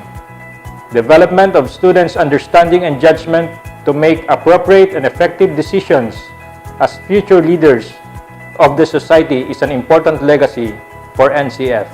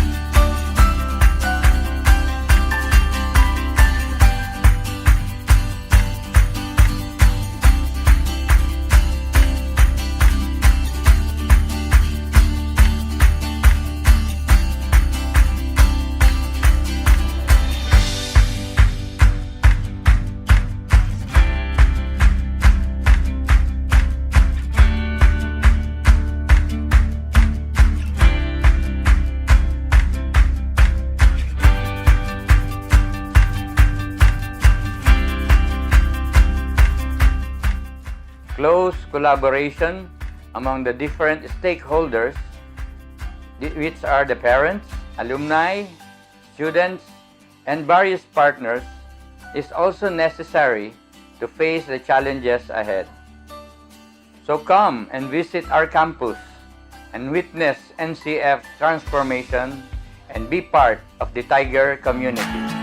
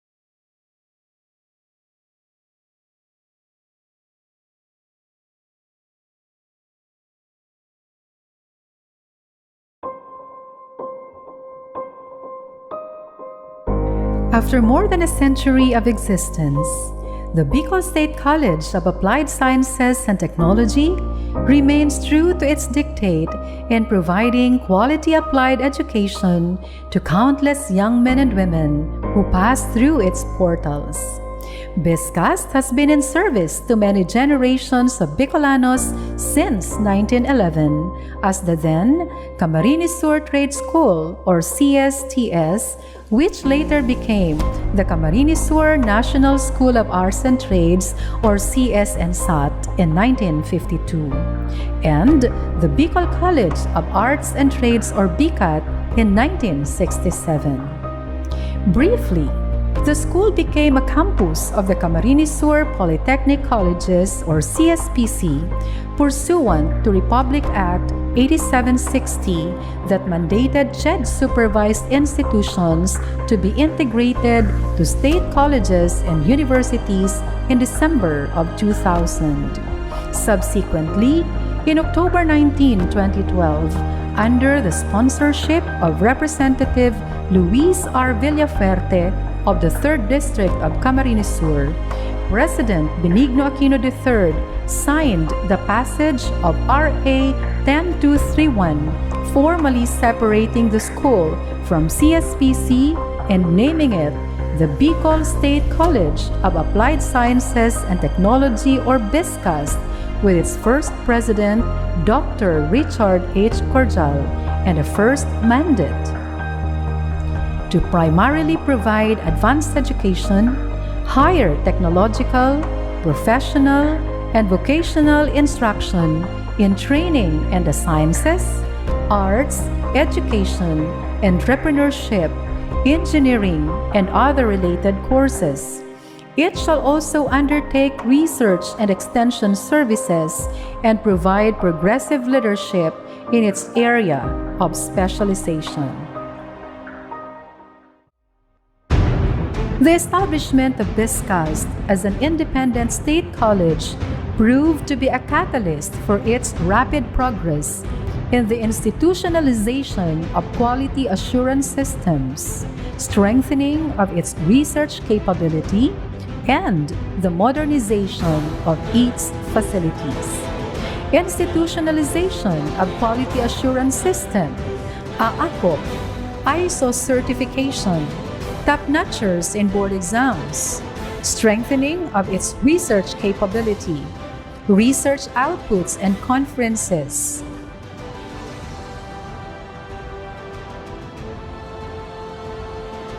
Most evident in BISCAST's bid to achieve its vision are the new buildings and facilities rising all over the campus. Here is a glance of the school's current infrastructures as well as its amenities. Learning Resource Hub, Library, ICT, Audiovisual Hall, Laboratories, Food, Chemistry, Physics, Electronics, Electrical, Entrepreneurial Building, Rooms, ETC Hall, Under Construction, Education Building, Engineering Building, Hostel. What lies ahead for BISCAST?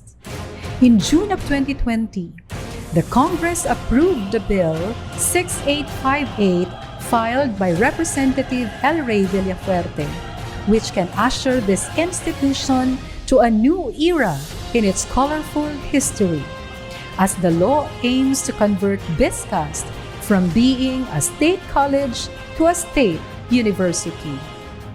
From CSTS to CSNSAT to BICAT, then CSPC Naga Campus, and now BISCAST. By virtue of the CHED Memorandum No. 3, Series of 2001, otherwise known as the Implementing Rules and Regulations of Republic Act 8292, Dr. Alex H. Navarroza has been elected as the new college president. Under his ardent and strong-willed leadership, BISCAST remains at the forefront of being the only applied sciences and technology institution in the region. In this time of great volatility, uncertainty, complexity, and ambiguity.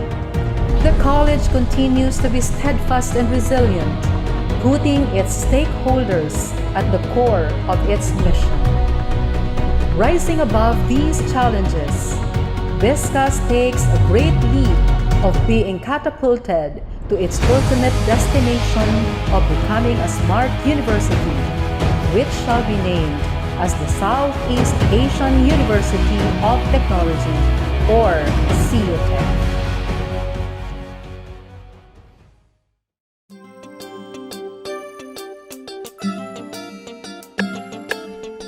Welcome, Astians! As we adapt to the new normal because of COVID-19, BISCAS needs to make some changes in our ways of conducting our operations, as well as implement measures to ensure that the health of its employees and students are safeguarded.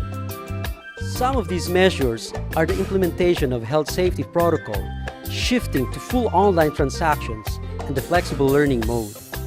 You have recently experienced this through the first ever fully online enrollment of the school.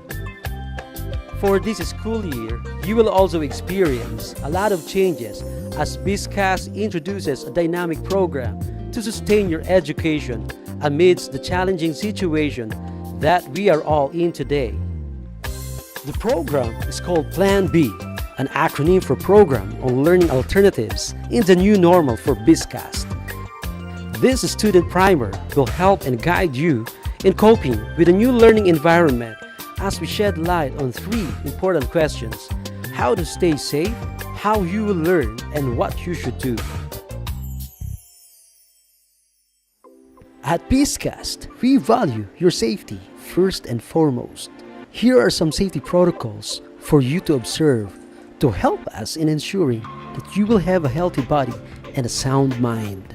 As an Astian and a responsible young member of the community, you are expected to contribute in the mitigation of the spread of COVID-19 and other communicable diseases. As such, these basic health habits are important to be observed. Wearing a face mask and face shields while in public or when talking to people in person. Proper hand washing, cough and sneeze etiquette. Regular disinfecting of often touched or held surfaces, crowd avoidance, and keeping social distance. If ever there's a need for you to come to school, other health safety protocols are being done in the campus, such as information and temperature gathering by the guards and the office staff of people entering, regular disinfection of hands, equipment, and surroundings, isolation of offices, etc. But in general, we discourage students from coming physically to school. Conduct your transactions online as much as possible.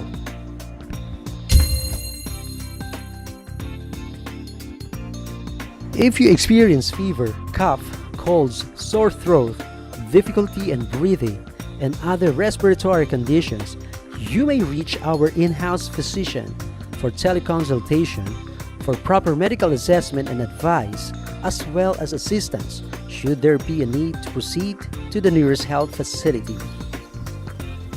Health monitoring is also being conducted regularly by the Student Development Services or SDS office.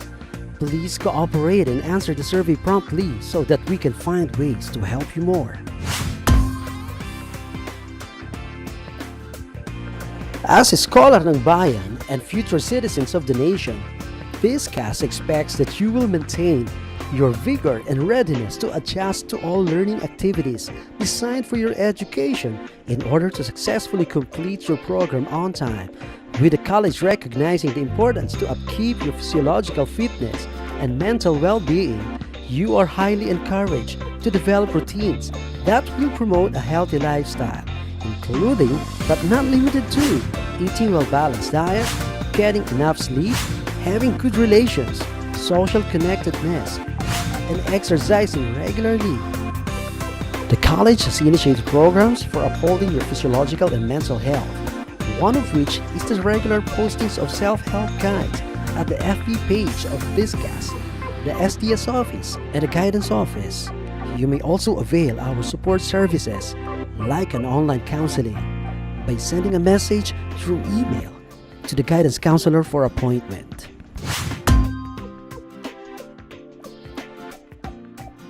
Until further notice, there will be no face-to-face class session.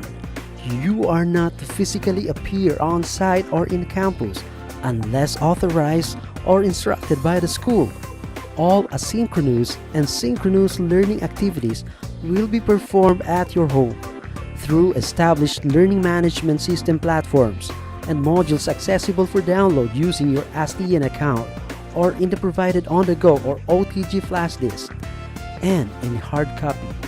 Do not hesitate to ask your teachers for any academic-related concerns through the provided online communication channels like email, Facebook Messenger, Google Meet, and similar others. For all other concerns, you may express your thoughts through the designated office links in our portal. BizCast promotes an offline and online environment that is conducive for learning as well as safe from exploitation and bullying. You can help the school in preventing these by taking note of the following. Do not interact with strangers. Keep your personal information private, like passwords, PINs, cell phone number. Be cautious of redirecting links. Try typing instead of clicking. Limit your online presence to avoid internet addiction, which predicts cyber aggression. Be responsible with your posts, comments, and shares. There are netiquettes for online classes, which will be discussed later, and following them will lead to harmonious and pleasant learning experiences with your classmates. In the event that bullying or exploitation happens between and among students of BizCast, immediately report the situation to the SDS office for appropriate action. Discipline, policies, and procedures of the school, as well as existing laws for the offense, will be observed. Considering the risk of COVID-19, BizCast will be implementing flexible learning for delivering quality instruction in this school year. But what really is flexible learning? Flexible learning provides learners with choices about where, when, and how learning occurs by using a range of technologies to support the teaching and learning process. This approach allows flexibility of time, place, and audience, including but not solely focused on the use of technology. It is important to know that flexible learning is not solely online learning. There will be no face-to-face or traditional mode of instruction. This is to prioritize the health, safety, and welfare of students and to minimize the risk of local transmission of the coronavirus in the institution, considering that BizCast has a population of more than 4,000 students. Instructors and professors may implement online learning, modular distance learning, or a combination of both. Students must communicate to their teachers on the specific mode applicable to them. Online learning pertains to learning experiences in synchronous or asynchronous environments using different devices with internet access. Synchronous means every student is doing the activity at the same time, while asynchronous means at different times or at your own pace. These may be implemented via Google Classroom or via Moodle, the learning management systems of BizCast, also called as ADAL.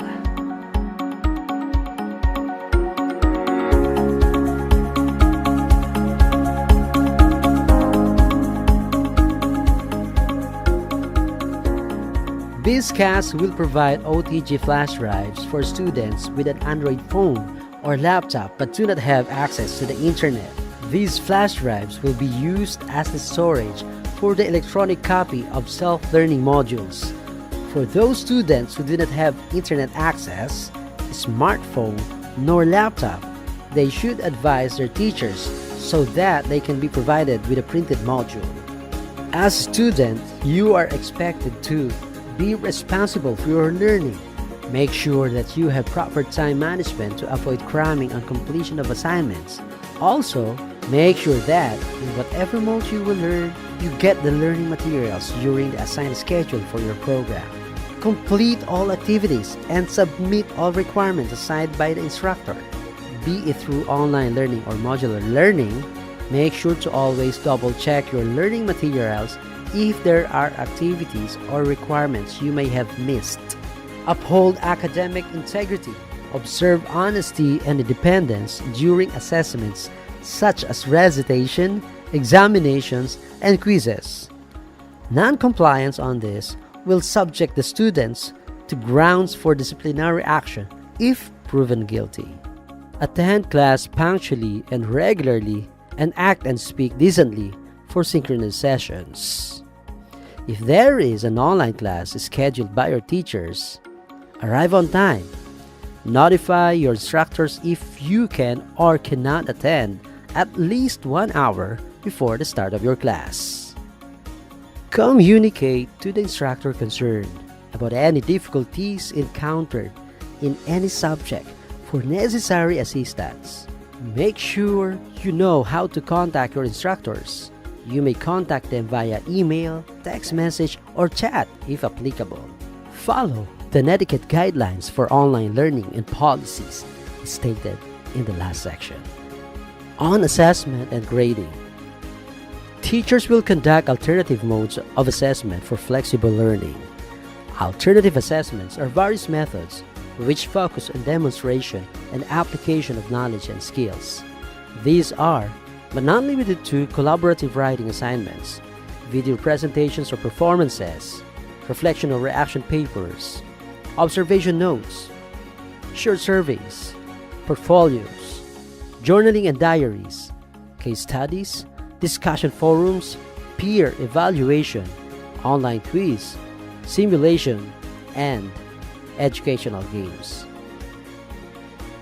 Assessments for your courses are stated in the modules or in the learning management system to be provided by your instructor. Make sure to communicate to your instructor if you have difficulties in completing these assignments for proper guidance. How you will be graded in these assessments can be found in the rubrics to be provided by your teachers. You will be evaluated for the course in terms of class standing, major exam, and project. The corresponding percentage can be seen in your syllabi or course guide, which will be given by your instructors. At the start of the semester, your instructor will discuss with you the details on how your class will be conducted, the activities, and the grading system. Netiquette Guide for Online Classes. Netiquette is a set of rules and norms for interacting with others on the internet in a considerate, respectful way. It is important to note that an online classroom does not differ from the real physical classroom, it being a place for learning for you and your classmates.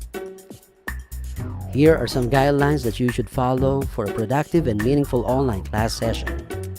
Be respectful. If you wouldn't say it to someone's face, don't say it online either. A certain level of formality is expected in your communication with instructors as well as your classmates. It's good etiquette to use respectful greetings and signatures, full sentences, and even the please and thank you use in real life. It is important to remember that your classmates and teachers are real people who are affected by the words you say and write. It is essential to keep in mind the feelings and opinions of others, even if they differ from your own. No yelling, please. Be aware of strong language, all caps, and exclamation points. It is easy for written text to be misread and misunderstood. In most situations, typing in all caps is inappropriate.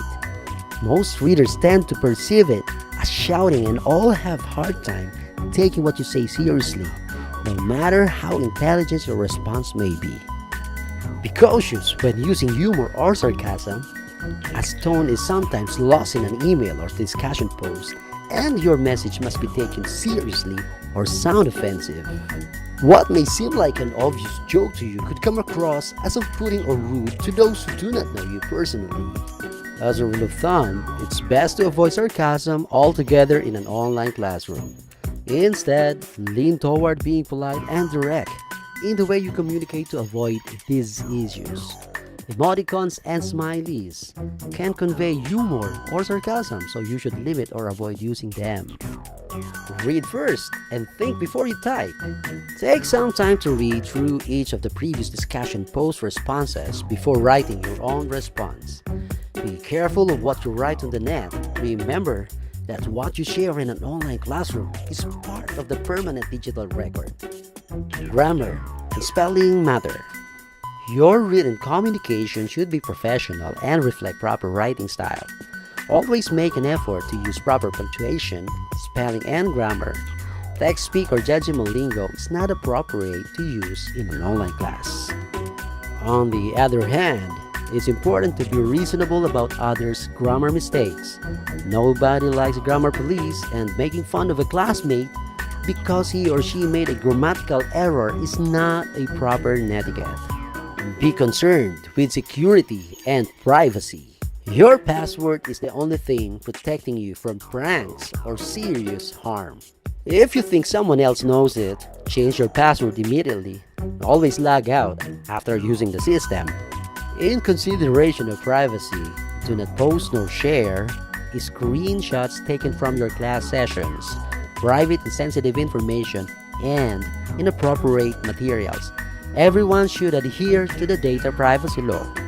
Cite your sources. Whenever you are sharing an idea that originated from someone else, even if it is not word for word, it is good practice to cite that source. Plagiarism is not tolerated in the academic world. Here's a checklist of the important things you should consider for your online class. Be presentable. Get dressed. Be courteous by dressing appropriately. You may even wear your uniform if you opt to. Check your IT equipment, sounds and video, and connectivity. Prior to online class, check if your equipment such as computer, headphones, microphones, internet connection, etc. are all up and running. Be aware of your surroundings. First is lighting. When video is enabled, make sure you use as much light as possible. Avoid having the source of light positioned behind you. Be mindful that ceiling fans can create a strobe effect. Second is location. Choose a location that is free of distractions for you and for others. Make sure your background is appropriate for a business situation. Don't embarrass yourself in front of your classmates. That means make sure they don't see piles of dirty clothes. Remove inappropriate posters or knickknacks. Children or pets running wildly through the house.